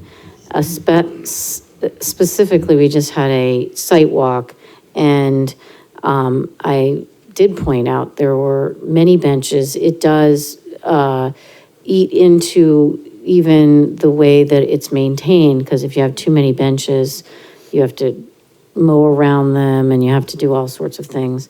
So I keep saying, that a master plan is within keeping with what the monies that they have. They could certainly institute hiring somebody to create a master plan, because right now when a bench is asked for, they just go, okay, let's put it over there, let's put it over there.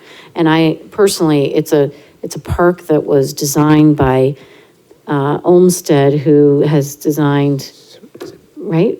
There's no proof, but it might have come out of his office. Yeah. Okay, might have come out of his office. And I think that we need to just kind of have a plan for the future, whether it be a fence, whether it be a bench, whether it be a tree. That's my other thing is, where do you put trees? And maybe some rock formations that kids can climb. And the interesting thing, I don't know when it melded together. Doug Dicey doesn't remember as well. But one of the things, a lot of the older memorial benches down there were put in by Parks and Recreation back in the 80s. So they're the same benches that we are now seeing breaking down. Yeah. And those will need to be either replaced or repaired. And that's something the trustees are going to have to decide. Well, I can bring this to them at this month's meeting. If you'd like to come, you can Sure. come too. I would more than happy to Okay. come talk. Okay. Does anybody have specific and so I would like to see too, what you guys you and Dave end up with a plan for the town as well. I mean, I'm not specific to the parks, because obviously a lot of them you're just going to be replacing what you have over time and adding, especially like Kids Park, you're obviously going to add benches there. But I'd like to see what, the finished product, so to speak, or the proposed product of where the benches are going to be, just for my own I good. know, for instance, Townhouse Common currently, originally when I was here 16 years ago, there were 12 benches. There's 6 there now. We rehabbed 4 of them. There's 2 more that we need to rehab, but it's just an opportunity. And ever since opening up and taking out the dying lilac bushes, it really is opened up, and you can see a lot of activity of people walking through the park and actually sitting and enjoying picnic lunches and everything. Great. So we'd love to see what you have proposed. Sure. You don't have to come in, you could just, because, you work late nights, but you could just give it to us, that would be great. Sure. Molly, do you have any, Nico? I just want to reiterate, I mean, I have zero interest in a fight or making things more difficult than they need to be, but, so whoever it comes down to making the decision, but I really would like to see it be consistent throughout, including Swayze Park, and if that means them working directly with you and your department, great, but I just think it should be consistent throughout. Okay, Yeah, I have- so yes, do you want, yes. Okay, I think I asked this question one time before, and I don't see how it can work, but if somebody can't afford the price of this bench, can they wait until there are like 3 families that are willing to pay some amount? Yes. We can have 3 separate plaques, especially on the playground park benches, being composite. Some of the benches, if we replaced already, it's a 2.5 by 3-inch placket. So we could have 3 little plackets on said bench, so multiple families could go in on a bench. Well, what if one person, I'm just putting a scenario out there. If one family comes in with a request and there isn't any, they're not with somebody else, they just want a bench and they can't afford it, do we just put them on a waiting list while another family comes in and says, yeah, I'll take a share of that one? Yes. Okay. Great. And then the other thing was, at the beginning of your proposal, it talks about the maintenance is included for the one, whatever the warranty is. I don't know Yep. what the warranty is. But then further down, it says a one-time $500 maintenance fee is required. Well, that's the installation fee. So But they're paying us to put it in, to put in the plaque, put in the bench itself. but So that's included in the price of the that's bench. the assembly's included in the price of the bench. Actually putting it in, it's taken out of our time and effort of actually putting in the bench itself. Because there's some things that will need to be done. For instance, a cement pad. Yeah, then I just changed the word maintenance, Yes. so it's not, One- because I saw that and Yep. said, no, those are in conflict. Installation fee, Yeah, that's good. done. Anybody? And Okay, go ahead. there's one other thing, if, just to announce that Exeter Parks and Rec actually has formed their 501c3.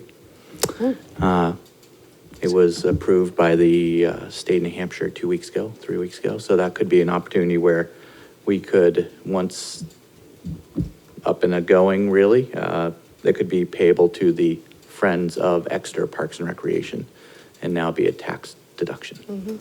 That's Great. good. Good. All right. Do we need a motion for anything, or just to approve this? I think it would be good if the board, as it's been presented to you tonight, if you would move to adopt the bench program as it's been presented to you with any conditions, changes, amendments you want to it. Okay, I think if you do that, we can get into the business of administering it and let Okay. people know it's official. Ann, do you want to do that? No, thanks. All right. Julie, want to do a motion? Please. I move to approve, accept or approve, approve the bench policy, public bench policy, memorial bench policy as presented, with application and fees that apply. Do you have a second? I'll second. All those in favor? Aye. Aye. All those opposed? Nay. Okay. Nay? Okay. All right.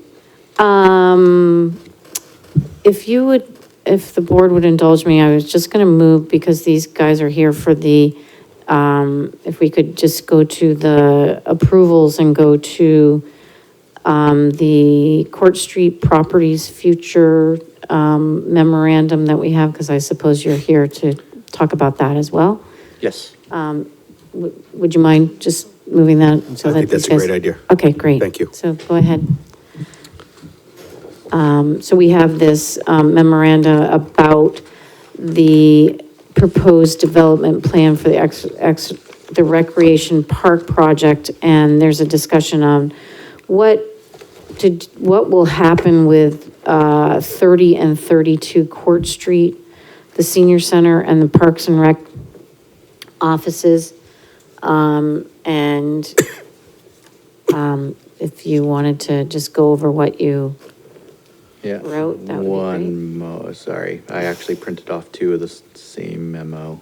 As you know, the past 3 years, we've been working on the Recreation Park project. And the one question that continuously is brought to our attention is, or asked of us, and we can't really answer it, is what would happen to our current location? That's why I was throwing out the memo, because I honestly can't say what will happen because it's up to you. But it's something that I think would be a good discussion to have. The number of things that we could talk about, or reuse it. I got it on my phone now, as long as the phone doesn't die. Do you want a copy of it? No, I'm good, Okay. Nico. The property could be used by another town department or to meet the town's needs. And you talk about parking, we do have a pretty good-sized lot. The town could sell the property and use the proceeds to offset some of the costs of a rec park development project. And this could go in a number of different directions. We could have Darren Wynnum solicit several developers in town and could turn the property into either residential use or mixed use. The select board could shape an RFP that will guide what they want to see there, especially if you want to go towards workforce housing or not. And then the town could also just list it for sale and put it out there to the highest bidder and see how that, or the town keeps it, renovates it, and becomes a landlord, which I don't know if the town really wants to become a landlord. And if it does get sold, one idea I'll throw out there is possibly creating an individual TIF district just for that one property. Not sure, I'm just throwing it out there.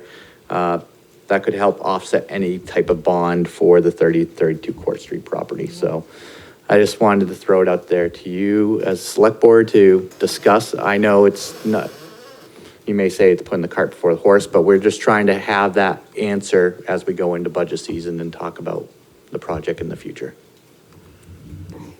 I think I that's know a I'm throwing a public- lot out there That's to a you. public meeting issue, I think. Yeah. Yep. Yeah, I don't know how we would talk about that. And we also have the fire museum as well, which is another discussion unto itself. So, I don't know, I don't know if we can even, I mean, I'm happy to provide some thoughts, but I don't know that that's helpful. The assessment, just so the board is aware, for that parcel is 628,000. Julie, is it on the historic district list? It is not, but it is very special. Well, in its way, the senior center is also very special, but definitely the recreation building is, it used to be the first high school for boys. The senior center has a colored history, or I should, colorful history rather. Charred history. Yeah, of being also a school and library. And then, I don't know if there was anything in between that and the fire department, but it was the home of the fire department for decades.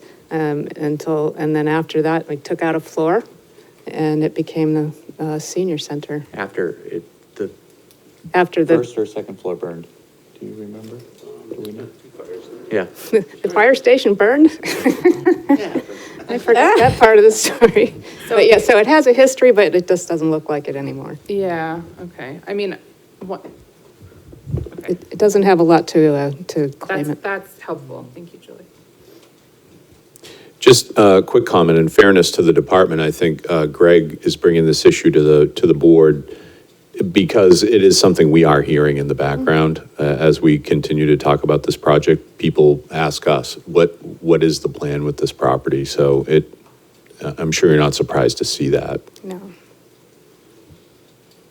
right.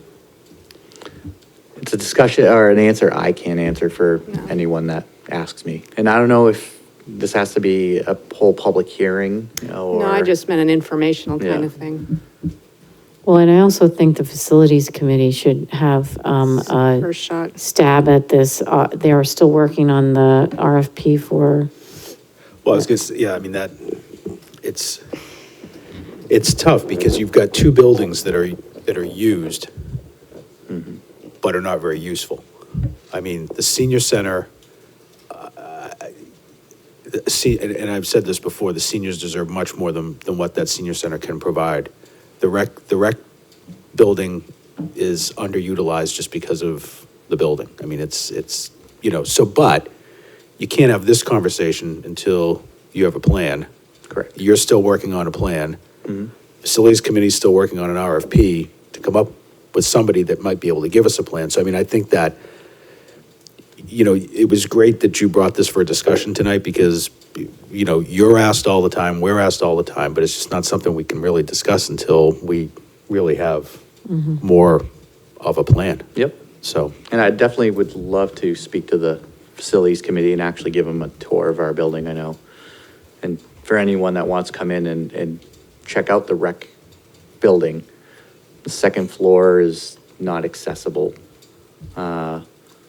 they're not the buildings of the future, but for now, until there's a plan. Correct. And until the public weighs in, I mean, this just isn't a discussion we can have right now. No. I mean, and it's not the only building in town that you can't get, I mean, look at the fire station. I mean, to go visit the fire department, you have to go up 2 flights of stairs. But I also see that I want to see what the public safety study says too, because that building, I think, plays a big role in what is the future of our public safety as well. Because that area, we've outgrown that, 10 years ago probably. But that's what you'll say anyways, right? But, it is in the center of town. And so I think that there's a lot of discussion with a lot of groups. And I think that's really what you have to do is look at all that. Right? Okay, so we'll just move along. So the answer is, we don't know yet. Yeah, we don't know. Okay. There was one other memo in your packet. Yes, I know, I for was gonna go to approval. that too, Excellent. if you didn't mind. I appreciate that. This is the field drainage phase 2. You're asking for, well, you can explain it to us, please. As a few of you remember that were on the board last year, we did a drainage modification to the recreation park fields. It was an aeration, deep tine aeration with a top dressing of sand to help for the drainage. It was very successful last year until we had the wettest fall ever. We need to do phase 2 because they said it would help in phase 2. This would include, again, deep tine aeration, overseeding, and top dressing. EYSA is still committed to covering half of the cost, so the total cost would be $8,460.80, with the revolving fund covering the $4,230.40. And if you wanted to know, at the end of 2018, the balance for the rec revolving fund was $76,837, with anticipated of currently $25,000, if not more. We won't know the powder keg totals for another few weeks. But just to give you a glimpse, we sold about $20,000 more in tickets this year than last. And last year, the Chamber and Parks and Rec each made $22,000. So the revolving fund's doing very well this year. Madam Chair, if there's discussion, I'll wait, but if there's not, I'll make a motion. Anybody discuss? Okay, go ahead. I move to allow the Parks and Recreation Department to expend $4,230.40 out of Recreation Revolving Fund for Field Drainage Phase 2. Yes. Second. All those in favor? Aye. Aye. All those opposed? Aye. Oh, Sorry. you were an aye. My screen That was froze. 5 ayes. Okay, great. Gracias. You're Thank you. done, you can go home? Go take a nap. Okay. Before I bother. Great, great. I don't want to keep you any, is there something, there's, okay, good, all right. Okay, I just want to make sure I'm on the right page. Okay. All right, so we'll go to the conflict of interest, code of ethics policy. Anne, I will let you, and I know you sent, yeah, I can at least kick it off, then it can go wherever it needs to okay, go. oh yeah, you have the, Did everybody get the one with the, as Russ calls it, the bubbles, 3 comments on the side? Because it wasn't the one in the package, for Right. whatever reason, didn't. right, didn't go. Copy those over, I don't know why. Right. Technologically, I guess. Mm-hmm, I think in the old days, if you didn't click the whole all markup or not markup, whatever, that's, Okay. I'm sure is what happened, so. Okay. Anyway. So what I basically did, based on the email that we got from the town manager, and and basically Walter, our town council, was to just kind of take it from the top as to what he thought we should change. And as you'll see, and I can go through this pretty quickly, there's really only one section that isn't quick, or just might like a little input from others. But basically, his first edit, so to speak, where he explains about the RSA is 3139-A, and that it should actually be an ordinance as opposed to policy, and he's absolutely right. That's all we've been talking about, is that it should be an ordinance, so I had written policy. So the title then becomes conflict, and again, I redlined this so anyone can look at it, but conflict of interest, I deleted policy in the red line / code of ethics ordinance. And again, let me just say for the record, this is what I'm doing, but everyone on this board, basically let me know what we want to do here. I mean, I've taken the lead on it, but if people want to do it differently, we can do it differently. But I'm basically just taking what the attorney asked us to do and my interpretation of it, and we can have a discussion on each point. So does everybody agree with the first one? Okay. The second one, public servant, where he said, what is the vague or other designation as such? And this is in section 2, and I totally agree. I think that was kind of muddying the water, so I deleted that. So I accepted that edit as well. And then in number 3. I just have a question that, then public servant is referred to further in the document. Do we need to change that? Because it's not defined, but it's a formal kind of designation of somebody working or volunteering. I don't know if I understand what you mean. You mean you're saying that or other designation would also be public servant? Because I think what he's saying, public servant is still being defined, I'm just deleting or other designation as such.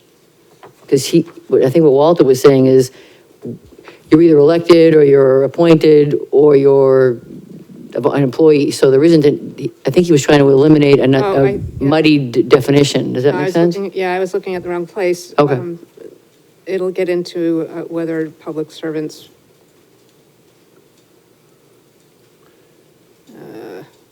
One of the things that we need to talk about, I think, is the public Employees. servant definition. Yeah. Because it still does say all officials and officers of the town of Exeter, whether elected, appointed, paid, or unpaid. So someone could look at that and say, well, that includes the fire chief, or it includes the town manager, or it includes an appointed employee in some department.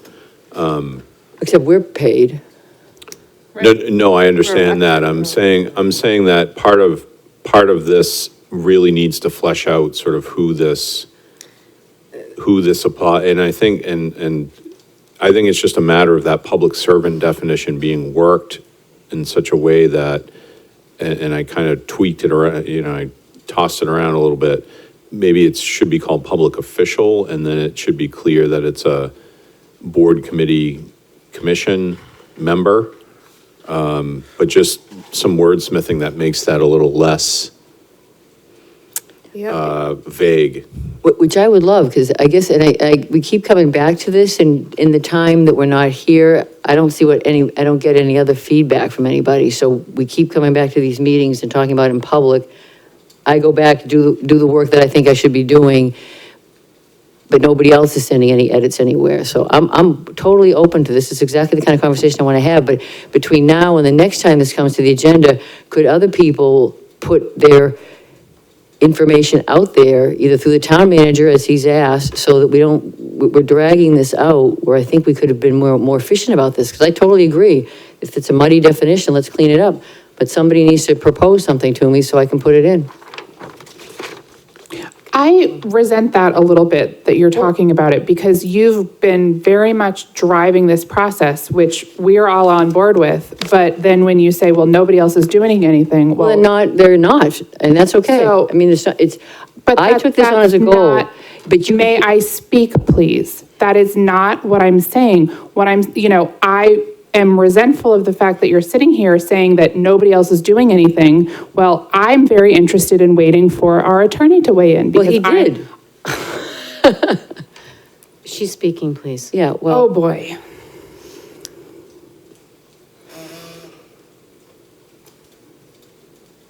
So we are having the conversation that it appears to be you want to have. So I'm resentful that you keep saying that nobody else is doing anything. That seems counterintuitive to me because we are sitting here discussing it. I'm interested in hearing what other people have to say based on the response of our attorney. I agree with you 100%. Right. So would someone else like to take the lead? Because I assumed that since I did this original draft, that I would at least address these. I sent them back to the town manager well before this meeting so that everybody else could look at what was said, and then maybe they would have gotten information back to Mr. Dean. Under 91A, I don't expect that we all communicate with each other as a group in between. So my understanding is that we use the town manager for that. So I don't know if people are communicating with the town manager. If they are, if they aren't, I don't know that. So I have to wait till we come to this meeting. So if nobody else, so I just don't know that. So I am here to open this up to all of us. Which I think, and thank you for doing this. I understand what you're saying, but I agree with Molly that you've done this work. We were waiting for Walter to get back to us. And we've all read it. We've all made notes. We're doing this in public, which is how I think we should be doing it. Right. So I don't understand why you're upset with us. I'm not upset. Well, you just- Molly's upset. She's resentful. I'm not. As am I. I mean, because you just said 5 minutes ago, we haven't done anything. I didn't say, You did, all I but said was. Let's move on. Yeah, let's can we move be on to, productive? okay, I want to I've get. gotten no feedback, that's true. Okay. Or has Russ gotten feedback? Russ, have you gotten feedback from anybody? Well, why would you get feedback? You just said you wouldn't come to you. But I'm just saying, but Russ doesn't come to the meeting and say, I've received feedback. All right, let's move on to, I see what you're doing as far as you're going to each section, section 1, section 2, whatever Walter, you changed what Walter has said. I think the crux of the matter, though, is the last sentence, one of his last sentences that says, and this is something that we need to talk about, is that suggests that that everything should be given further thought, and I understand, I mean, I guess we have to talk about this as a whole, and how people feel as a whole. And I'd also, before I even weigh in on it, I would like to have Walter here in person to get his advice, and what he's seen other towns do, and, I don't know. Madam Chair? Yes. If you recall, that's exactly what I said in an email, and I agree with you. I also would like that because I am not an expert in this. That is what I said in an email to the chair and the town manager, that I was just presenting this as I did, but that I welcomed Walter's input. I would say you both would agree with that, correct? So I did say that. Yes, I did, and I said that it was not my call to have Walter here tonight, because I felt that the board needed to direct me and to direct Russ as to having Walter here, and I wanted to also make sure that everybody was going to be here when we did have him, so that we could use his time wisely. So, just in terms of, if you don't mind. Yeah. That's section 5 in terms of appeals. So as a town, one of the challenges we will have with this is implementation. Yes. Okay? So the expectation will fall back to us, which is fine, to have people sign a copy of this eventually. However, one of the other outcomes of a process like this will be what happens when we have our first issue. And so, not naming names, but there is a town nearby that has adopted an ethics ordinance a few years back that have had several significant issues in the past year and a half with it. The only reason I bring that up is because it's a recent example of a community with a recently adopted ordinance where they have a process and they are spending money, I'm sure, to deal with the issues that have come up in terms of legal implications and hearings and so forth. So I only say that from the perspective of our town attorney has indicated here, there's nothing in the statute that describes any appeal procedure. And what the statute does say is that the Superior Court shall have jurisdiction over any removal proceedings instituted under this ordinance, which actually, that would make a lot of sense. But those are the things that, if I were to ask the board to focus in one area other than the one I keep talking about, which is the paid staff and their role in this, is that particular process. Because I know, depending upon how you recommend this ultimately to the town meeting, that will set in stone if it's adopted and the board is supportive of it, because I assume you'll be recommending the article, or not, based upon what the final outcome is. That will set in stone the process for dealing with these kinds of complaints or issues going forward, and we will be put right in the middle of that, because that's just what we do and who we are, and that's the way it is. So that's the piece that really needs to be understood and I think agreed to and everybody be on board with. And the only concern I have, and again, I don't think you'll get a perfect version of this, but I do think that if we go down a path of having to take up individual complaints and deal with them for weeks on end, and have big, large hearings and all kinds of different issues, I just think that that's a topic I'd encourage everybody, including myself, to think about really hard before something gets adopted. Because again, town meeting will adopt it, and once it's there, you'd have to go back to town meeting to get it changed. So it becomes a more permanent fixture to what we're doing. And I've said many times, and I understand a conflict of interest ordinance, and I think there is value in having something like this. That is the one concern. The two concerns I've raised are my concerns with it. But maybe there's a way the board can work through that issue. But I know Walter even said, give it further thought. Yes. Think about it. Right. Well, what I would like, this was a starting point, and I think I said that way back when. I am totally comfortable with handing this over to Walter Mitchell and having him draft us the best policy he can, because this is as far as I can go with this. I mean, it isn't me personally with this. I basically, if you remember back when I first brought this forward, I went through many, many towns, looked at a lot of the different ones, tried to put it together to give us a starting point. So at this point, I think we've got a decent starting point, but I would absolutely want it to be turned over to someone who is much more savvy in this than I am. I don't pretend to be an expert in this. It's fine with me. That's what I thought we were gonna do. Nico? No, and and when you started working on this, I thought it was great that you brought forward some different samples from different communities, and I thought that was a great place to start. And I think that having Attorney Mitchell weigh in is what we need to do at the end.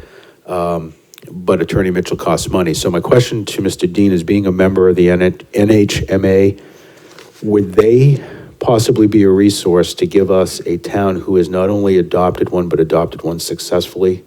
And they could make a recommendation, we could work from that perhaps, and then go to Attorney Mitchell? Or do we just spend the money to have Attorney Mitchell draft it? I mean, it's the definition of successful. Yeah, I mean, we could certainly ask the NHMA to produce the list of towns that have gone through this and adopted ordinances and probably even get those ordinances like we did before. I don't know how far they would go with somebody saying, like Selectwoman Gilman just said, the definition of what's successful. I think No, they give some guideposts. I'll rephrase. I mean, when I have communities come to me that say, we're looking to implement such and such a policy, do you know of a town that's done something that's worked?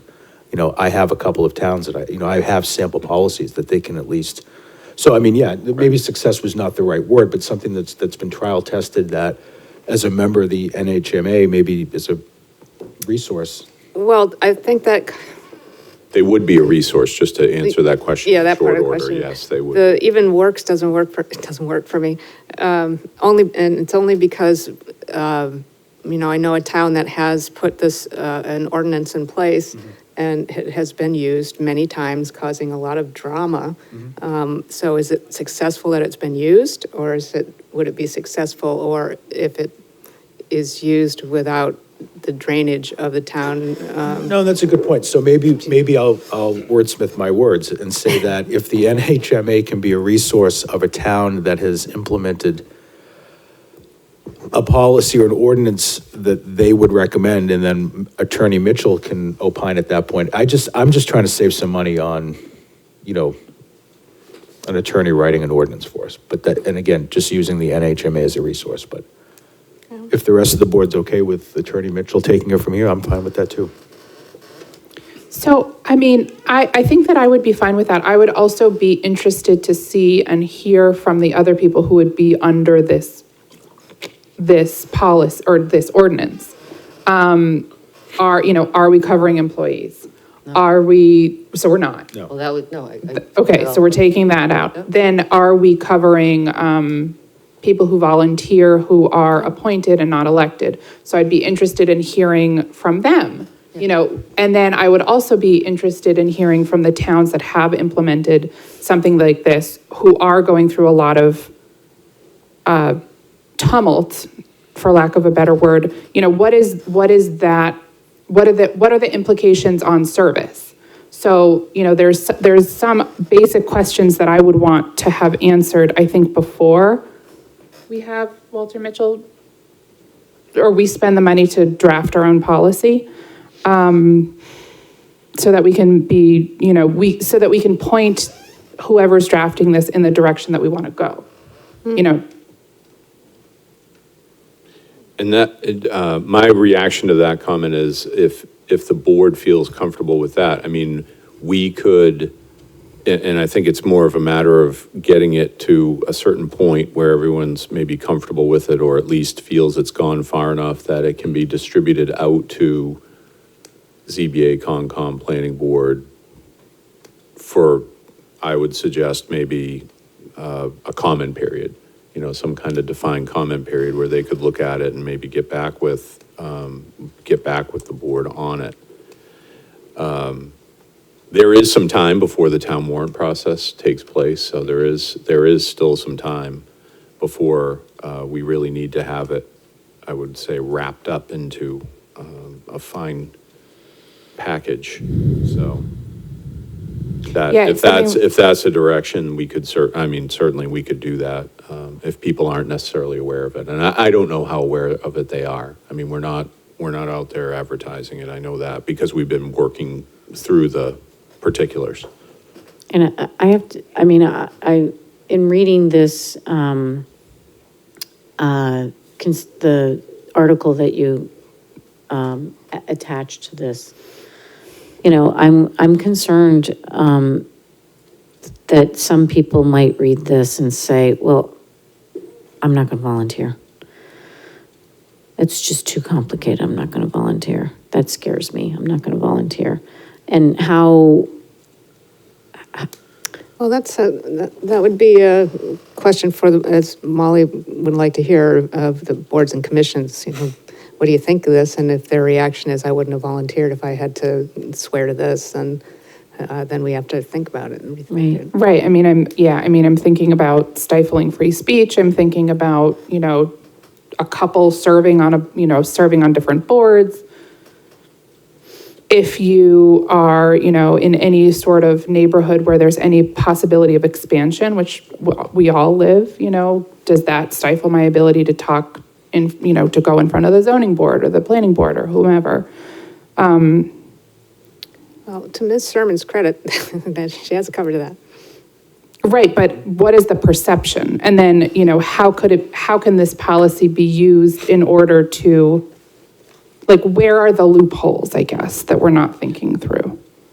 Sure. That's where I think we need legal counsel. I certainly don't want to set up a policy in this board, except the original board, the board before this, because this is taken on two expanded all these spans of two terms of people. Everyone was in favor of the concept. And I understand that, I'm the one that always says this, the devil's in the details. So, this has not been easy to do because I agree with everyone here. And I certainly wasn't trying to make people feel that they hadn't done any work. It was just the notion that everybody really needs to contribute to it. But I also know that, just like that article says, for every good, there's a bad. And I did talk to the folks at NHMSA at the beginning of this, and they kind of said the same thing. It can be really good, but it can also kind of turn on you. So they sort of let me know right from the get-go, it could go either way. And everything you've brought up tonight, everyone has brought up tonight is exactly what they said as well. And we can decide that we don't want to do it as well. Maybe that's the great part of this exercise. We've gone all the way through it. We realized it became this huge thing where we had to define a lot of things that might make it less enticing for people to want to serve on boards and committees. So we're going to just, not do it. And I'm not saying that's a bad thing either, because this has been a very educational process for me. Go ahead. So where do you want to go from here? I just had a question, because I wasn't on the select board when this started, the discussion of this anyway. So what was refresh my memory, because I know I came to a lot of meetings, but I may have missed one or two as a citizen. What transpired, or did something transpire to bring this up, or what was the thought process in terms of even Sort of a thinking? general consensus where people just kind of said, we should have a conflict of interest policy. And I think a citizen actually came to a meeting one night and literally polled us, asked each one of us, would we agree? And we all said yes. So, Okay. yeah, that's kind of where it came from, was actually from the citizenry, as I recall. And we thought, okay, maybe this will make sense. And Okay. I think we'd had a couple of things that came up, and we thought, gee, do we have a policy? Like a lot of things. They said, no, we don't. That was the genesis. Okay, all right, I appreciate the clarification, thank you. I may not have been on the board. You weren't either. Well, that leaves me, right? Oh, no, yes, you were. Was I? Okay, Yeah, I I was think we should- really new, Yeah, so I had you were- no idea what was going on. Yeah. No, you were, it's okay.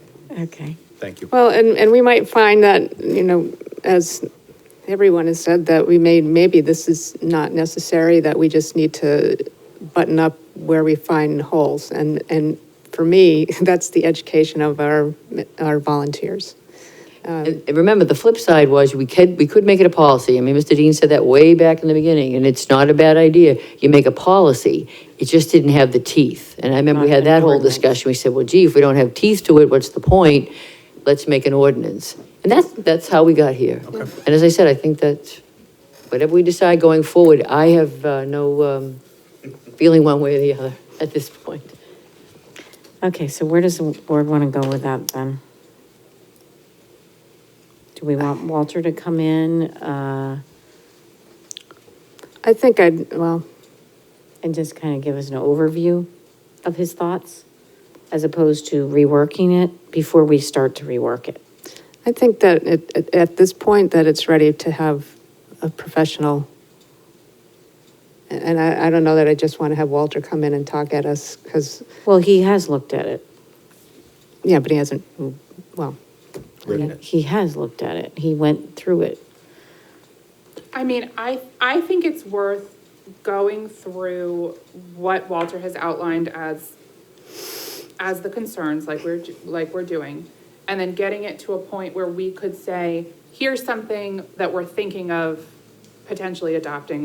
What do you all think about this? Okay. Getting To the other feedback boards and back. commissions. So just go back one Right, more to time. boards and commissions, getting feedback back, which I think Yeah. will really drive the discussion from there.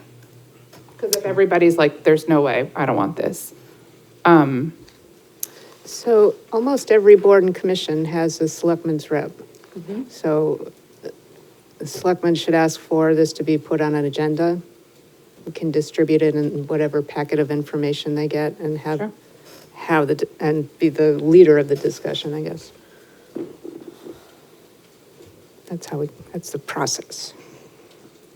I'm not sure I feel comfortable with that, but that's okay. Well, you have to get their feedback somehow, and I Right. don't know, you can't just spring it on them. Right? Okay. I agree with both of you. Okay. If I could just give you a quick Yeah. perspective, it concerned a number of us at the fire station, organization steeped in neighbor helping neighbor from all along, that the language to us was not clear. It's unclear, is the fire chief or assistant fire chief or emergency management director, is that an appointed position? We are certainly paid. We like to think of ourselves as public servants, so when we see public servants several times in a document, we certainly look at that as, is it addressed towards us? Tonight was the first night that I think the chief and I heard that it was not intended, perhaps never was intended toward employees. If any language comes out, could just be very clear of that, because I am a supervisor, I am a subordinate, and I do utilize the services of somebody to plow my driveway or to roof my house, and they could be firefighters, and this could be misconstrued as I would no longer be able to hire that person. Or the fire inspector could find it very difficult to dine in Exeter when we're invested in the community, because then it's is there a, quid pro quo, what am I doing? Is there a conflict of interest? Because I now need to inspect your facility, and is there at least an inference of impropriety? So if it could just be clear, it's not employees, and I understand you're grappling with language, but. Right, and to Mr. Dean's credit, right from the get-go, and we all agreed, it was absolutely not to include employees, because some of them did, actually, because the original ordinance says employees. That's how I got started on this, and then all of a sudden, as Mr. Dean said, employees sign their own or conflict of interest code of ethics anyway. So I went through, and any reference to employee was struck. But I can see how some of the words that are left still look like when you say paid or unpaid. So clearly, more work to be done.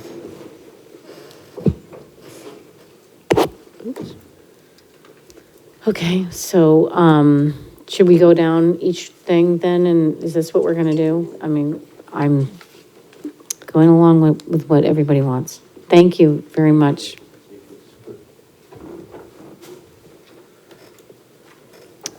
I don't know.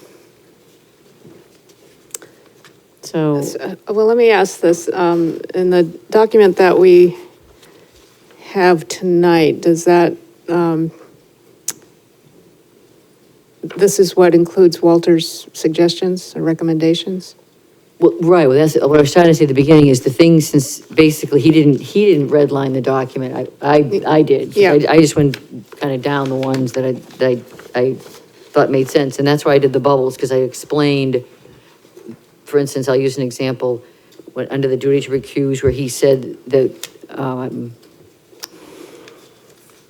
that the restriction conflicted, I just put a note, what I thought. And again, in these bullets, I wanted the board's input as well, because again, this is just my interpretation of what he was saying. So this was totally to be discussed by the board. When they talk about recusal, at one point he says, that we should delete that sentence. I mean, not to jump ahead, but in that section 2, he basically says, when recused, the recused person shall not participate in further discussions on that specific matter, which goes to what Ms. Cowan said earlier. And he said the same thing. We're not trying to stop free speech. But I also think it stated what the recused person can or cannot do. So I would have edited it to say, the way I did, that in their role as a public servant. So that's, again, my response to it. Okay. There's 4 other people here that I would love to hear their response to it.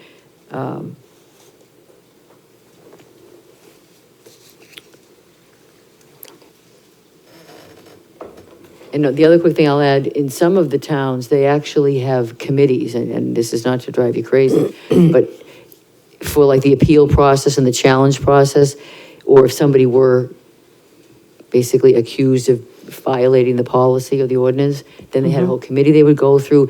So, I mean, that can get unwieldy, or you can just make it a judicial thing. And that was kind of where I was going that way. So there's a lot of twists and turns to this. Yeah, because what is missing is that there is no process.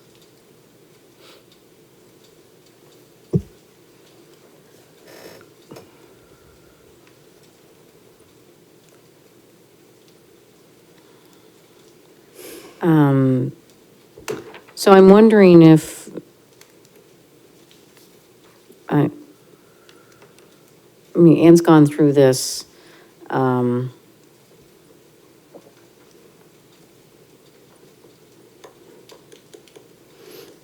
But we still have questions. I don't feel like it's, because I think Walter has asked some questions of us, that it's ready to go to boards, but if you guys think it is, then that's fine, I'm not. No, I don't. I don't think it's ready to go to the board. Okay, all right. Well, okay, so, but it was suggested that it go to the boards for comment before it goes to our attorney. So my comment was to have us all, maybe it's digesting, this conversation and then coming back and saying, okay, based on the quick and dirty from Walter, this is what we're going to change. Here's how we're going to modify it. Here's the draft coming out of this discussion. That goes to the boards and commissions. Then it comes back to us. Then we go to Walter for an in-person meeting, I think. Yes. I agree with that. Okay. But at this stage, I think somebody else should be the person drafting. It cannot be myself anymore, so. Well, I'm not the one, so who would like to do that? I don't necessarily Well- think it should be a select board member. I'm not trying to put more on Mr. Dean's plate, but I think I've got, if it's just a question of compiling it, all that I've done, that's all, just a neutral party, because I think it's hard for me to be able to communicate with everybody. Do it in 91A. And if you, again, if the idea is that I take the latest draft of this and send it around as a draft conflict of interest ordinance and ask for boards, committees, and commissions input, I mean, that would be normally what would happen, and we'd say it's coming from the select board. We've had a few discussions about this, and we would like your feedback.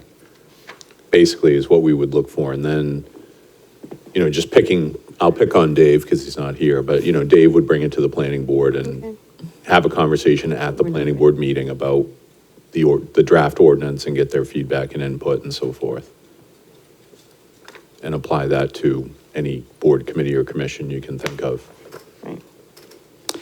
So I don't feel, when you say the latest iteration, what do you mean? Exactly. That include Walter's comments? Right. Well, that's I don't what, really- that's what this is. I think I put in everything except the things I questioned.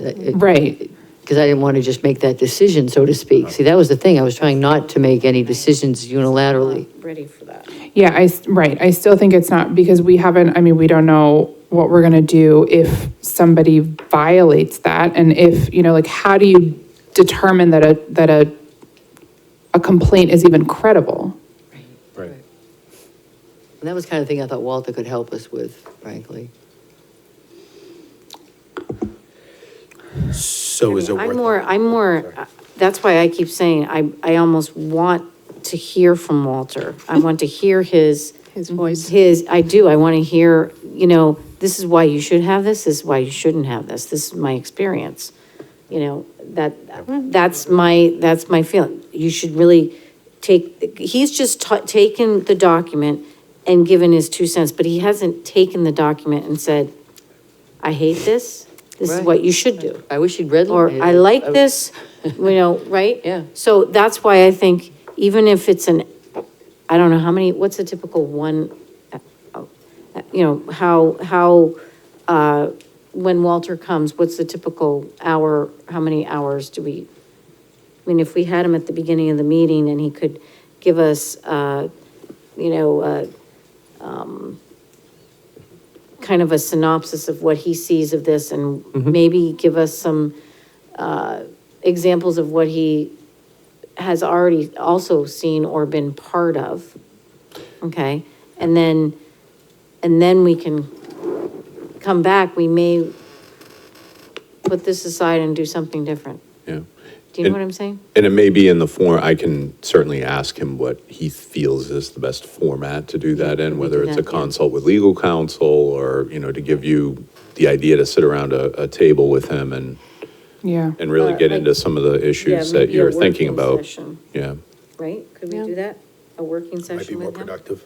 Yeah. I mean, and on it, like, I'd be fine with that too. I don't want to waste our money and our budget for legal services if we're not going to do anything, but I also understand that we don't have anything to present yet to the boards and commissions. Right, so I think if we could have a working session with him at the beginning of either the next meeting or the meeting after that about this, I think we would all feel more comfortable. Correct? Do you think we could get him here? I will ask and see Okay. if he's available. All right, He's usually pretty good about coming here, so. okay, all right. Thank you, everyone. Okay, great. Okay, so now we're on to, we have the Riverwoods tax agreements for the Woods, the Ridge, and the Boulders. Russ, I'll let you talk us through this. Yes, these are the standard tax agreements. We did have them, which we get annually from Riverwoods, and few people know, or maybe a lot of people know, that they are actually privy to these annual tax agreements that they have with the town. The way that it is structured is actually set up via the RSA. So the agreements you see here are modeled after, there's a piece of the property that's non-taxable, which is the nursing home. And the facility that is, everything else is full tax rate, except for land not needed for density calculations in current use, pays taxes at the current use rate. So that's the same for all three of the developments, the Boulders, the Ridge, and the main buildings.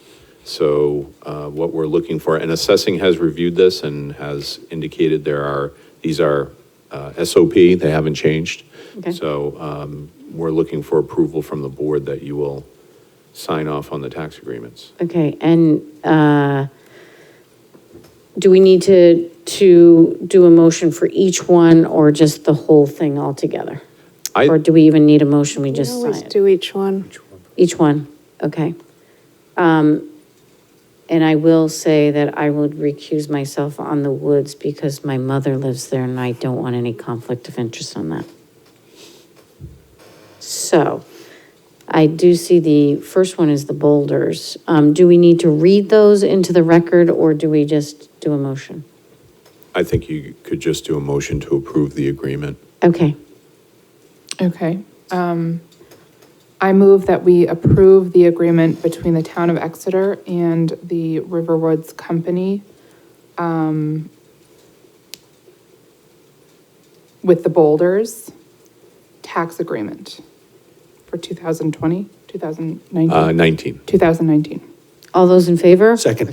Oh, sorry, thank second. you, thank you. I meant to say that too. All those in favor? Aye. Aye. All those opposed?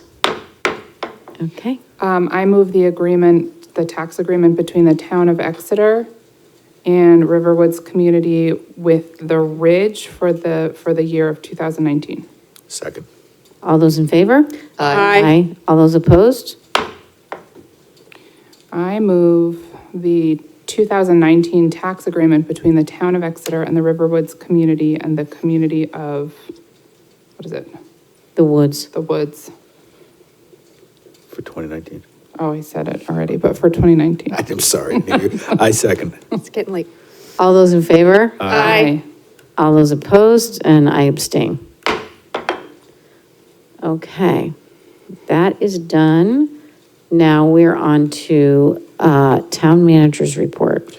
Okay, so we're continuing to flush water mains. We'll be doing that through October 22nd. That program is ongoing through that date. Lincoln Street, I think people know that we completed the line striping, the contractor did, actually on October 6th, yesterday. So we do have parking spaces now outlined on Lincoln Street. And I parked in one this morning and it seemed to work great. So they're long enough along Lincoln Street. Newfields Road paving is scheduled to begin very soon, and we wanted to wait till after the powder keg, and just the general project schedule actually wouldn't have allowed us to jump in there sooner, but weather dependent, of course, but we are getting to the latter stages of that project, so stay tuned, and hopefully we'll have some good news soon on Newfields Road opening back up. Before November 1st. Hopefully. Okay, we'll keep That's our the fingers goal. crossed. That's the goal. Yeah, that's great. And I've been working, and I'll share the information with the board as well on, there is more news on the EPA front with the new draft integrated permit that they're thinking about issuing. And I was approached by a couple of the communities involved about writing a letter of support for a peer review. There is a new approach, which is based on a limit of 100 kilograms per acre of load into Great Bay, and that is actually part of this integrated permit. And right away that there are concerns about that, and I think we need to evaluate it as well. But the ask is just that the town and through the board just support an effort to peer review that, so everybody can be comfortable with what it is. So we are a member, obviously, of a member community of the Great Bay community in general, and I'll get you some more information on that, but I wanted to give you a heads up that is out there. Actually, as we know, with our new facility, we're in really good shape, but this is a different issue because it pertains to the permit, and it's a different approach to how they are looking at doing the permit in the future, basing it on that load rather than the milligram per liter limit. So it's a different animal that we're talking about. Parking survey on High Street is on the website, and on the 16th, there'll be a public meeting at the town hall on that. So if people want to weigh in on the proposal, they can do that. We also have an older adult survey on our website with senior services. So if you have a chance, you can spread the word about that. We're holding our benefits fair this Wednesday at Town Hall. We have an energy committee meeting Wednesday where we'll be talking about, amongst other things, the new solar project at Dover High School that Revision Energy was a big part of. And then there's lots of budget recommendations subcommittee meetings happening this week with the departments. There was actually one tonight with the police. There's one tonight with water sewer, and then there's one on the 8th, which is tomorrow for fire, the police and fire subcommittee. And then just a reminder that the all-day budget committee meeting is Friday, the 18th of October. Household hazardous waste is October 19th, so it's the day after that. And I will be in Nashville for October 20th through the 23rd for the annual ICMA conference, which I'm very much looking forward to. It should be a great conference. And I wanted to say thank you also to the representatives from Unitil for inviting us to the groundbreaking last week, which was very good, and it was exciting to be part of that.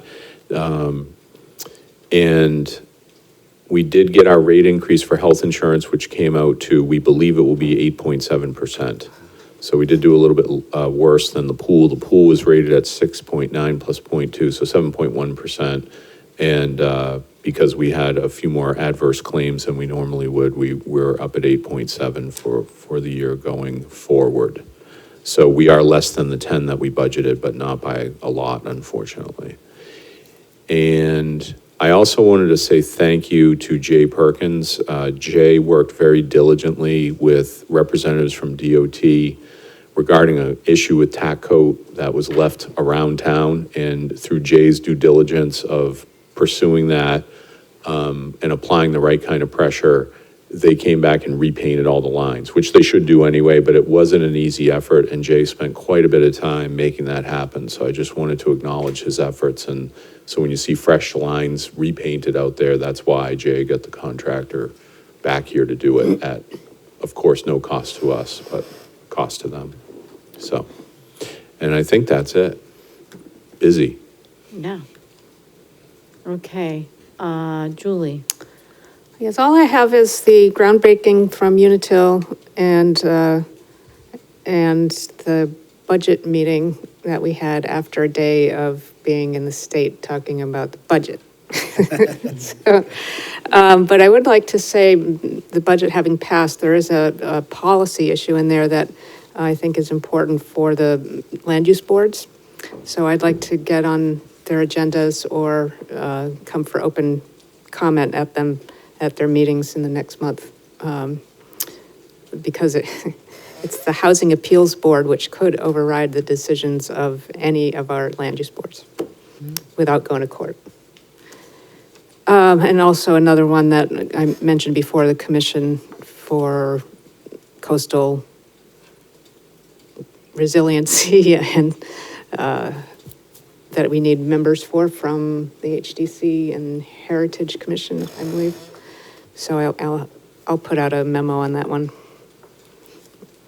That's it. Okay. Okay, well, it was nice to attend the first Budget Recommendations Committee last month, and looking forward to the all-day meeting on the 18th. And I am actually, I love that stuff. I know. Okay. Fun. We're all Actually put in for the day off today, actually, so.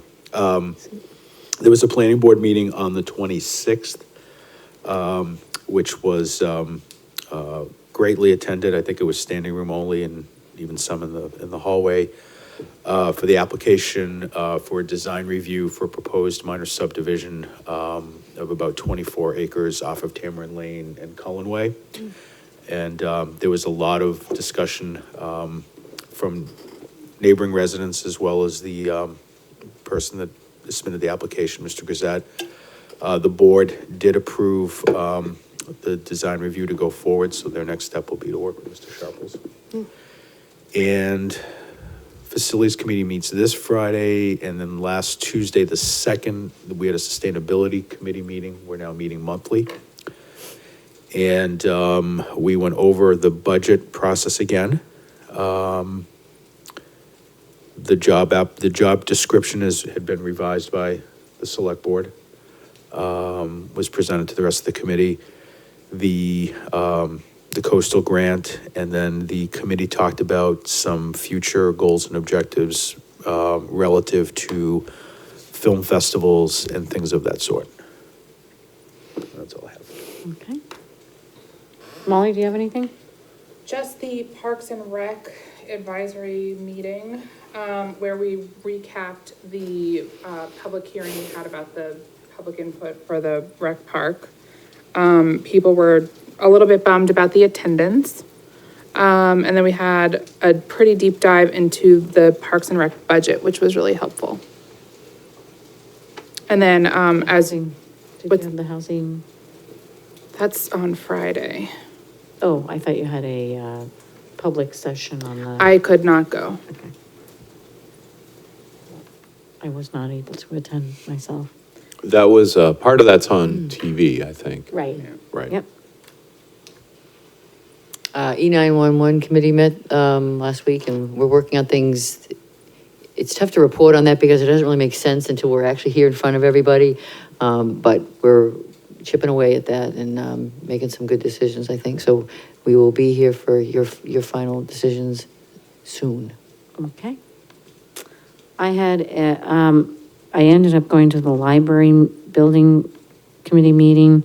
Julie was in Concord, and I did not attend the Exeter River Advisory. But the library meeting was good, and we did have a, Unitil came, and there's some real good opportunities for rebates and helpful.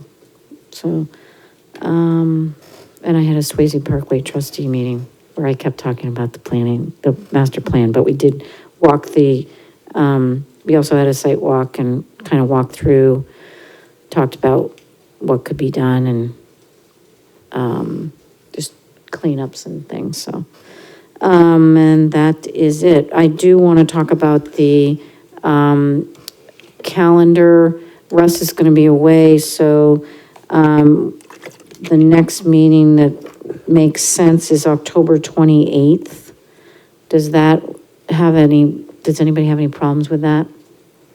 It is 2 weeks from now instead of, it's 3 weeks, actually.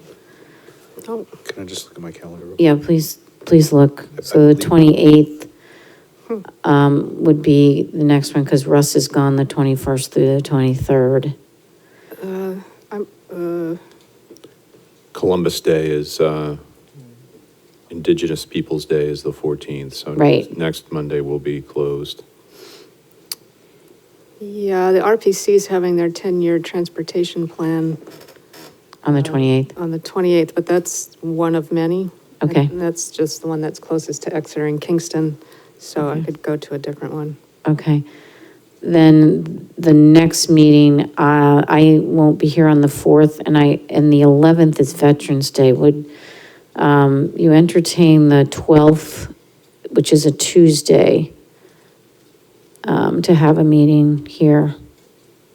Because also the Budget Recommendations Committee meeting is on the 4th, so that's a conflict as well. So we go from the 28th till when? The 12th? To the 12th. It's only, For the 28th and the 12th. and then we'd go to the 25th. The There. 12th is conservation, but we can move them downstairs. Yeah. Okay. Is the 12th, is everyone agreeing on the 12th then? Is that okay? Yeah. I can do The Tuesday, the 12th, so, because we're not going to do it on Veterans Day. So, all right, and then the 25th. And then from there, we should be fine with the 9th, So you said the 28th, the 12th, and the 25th. 25th, yeah. Great, okay, thank you. Then I don't know if in December, because if we did the 9th and the 23rd, the 23rd is kind of an odd, 2 days before. right? Yeah. So maybe we go the 2nd and the 16th on that one, even though it's only 1 week. What do you think about that, Russ? I like to do the 2nd because usually that's the first meeting after the Budget Committee has wrapped up their Okay, so we'll do that. process. Okay. So that works. All right, the 2nd and the 16th, Okay, what is the other date in November? 25th.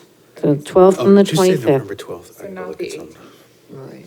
Right, and then I think the 18th was the Budget Recommendations Committee meeting. No, that's. Was it? Well, Or was it a tentative? it's a tentative because their goal is always to wrap up on the 13th with CIP. Okay, But if they have extra business, they go to the 18th. All right. We haven't done that in 3 years, though.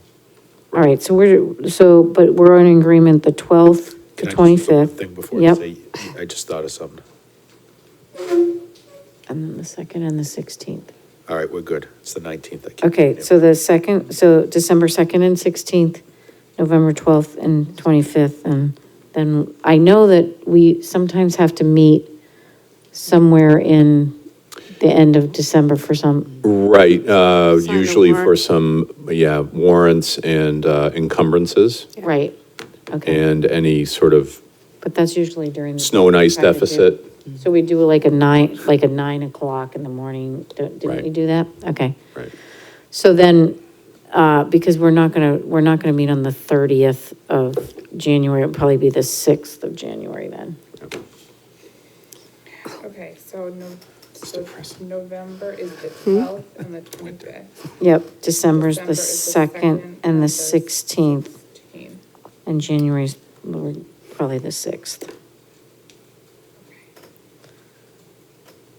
Okay? So not 30th. Okay. I would say- No, because we did the 6th and the 20th, or I know we have to meet somewhere in there for public hearings, right, in January? In Yeah. January, yes, the budget hearing, second Tuesday, Second Tuesday, which is the 14th. correct, So if we met the 6th and the 14th, right. okay. All right, That's the meeting that's on a Tuesday, and everybody says, why do we meet on a Tuesday? right. Well, it'll be the second time we're meeting on a Tuesday in our year. So we just like to change it up every once in a while. Okay, I think that's it. So, do I have a motion to adjourn? Move to adjourn. Second. All those in favor? Aye. Aye. Done.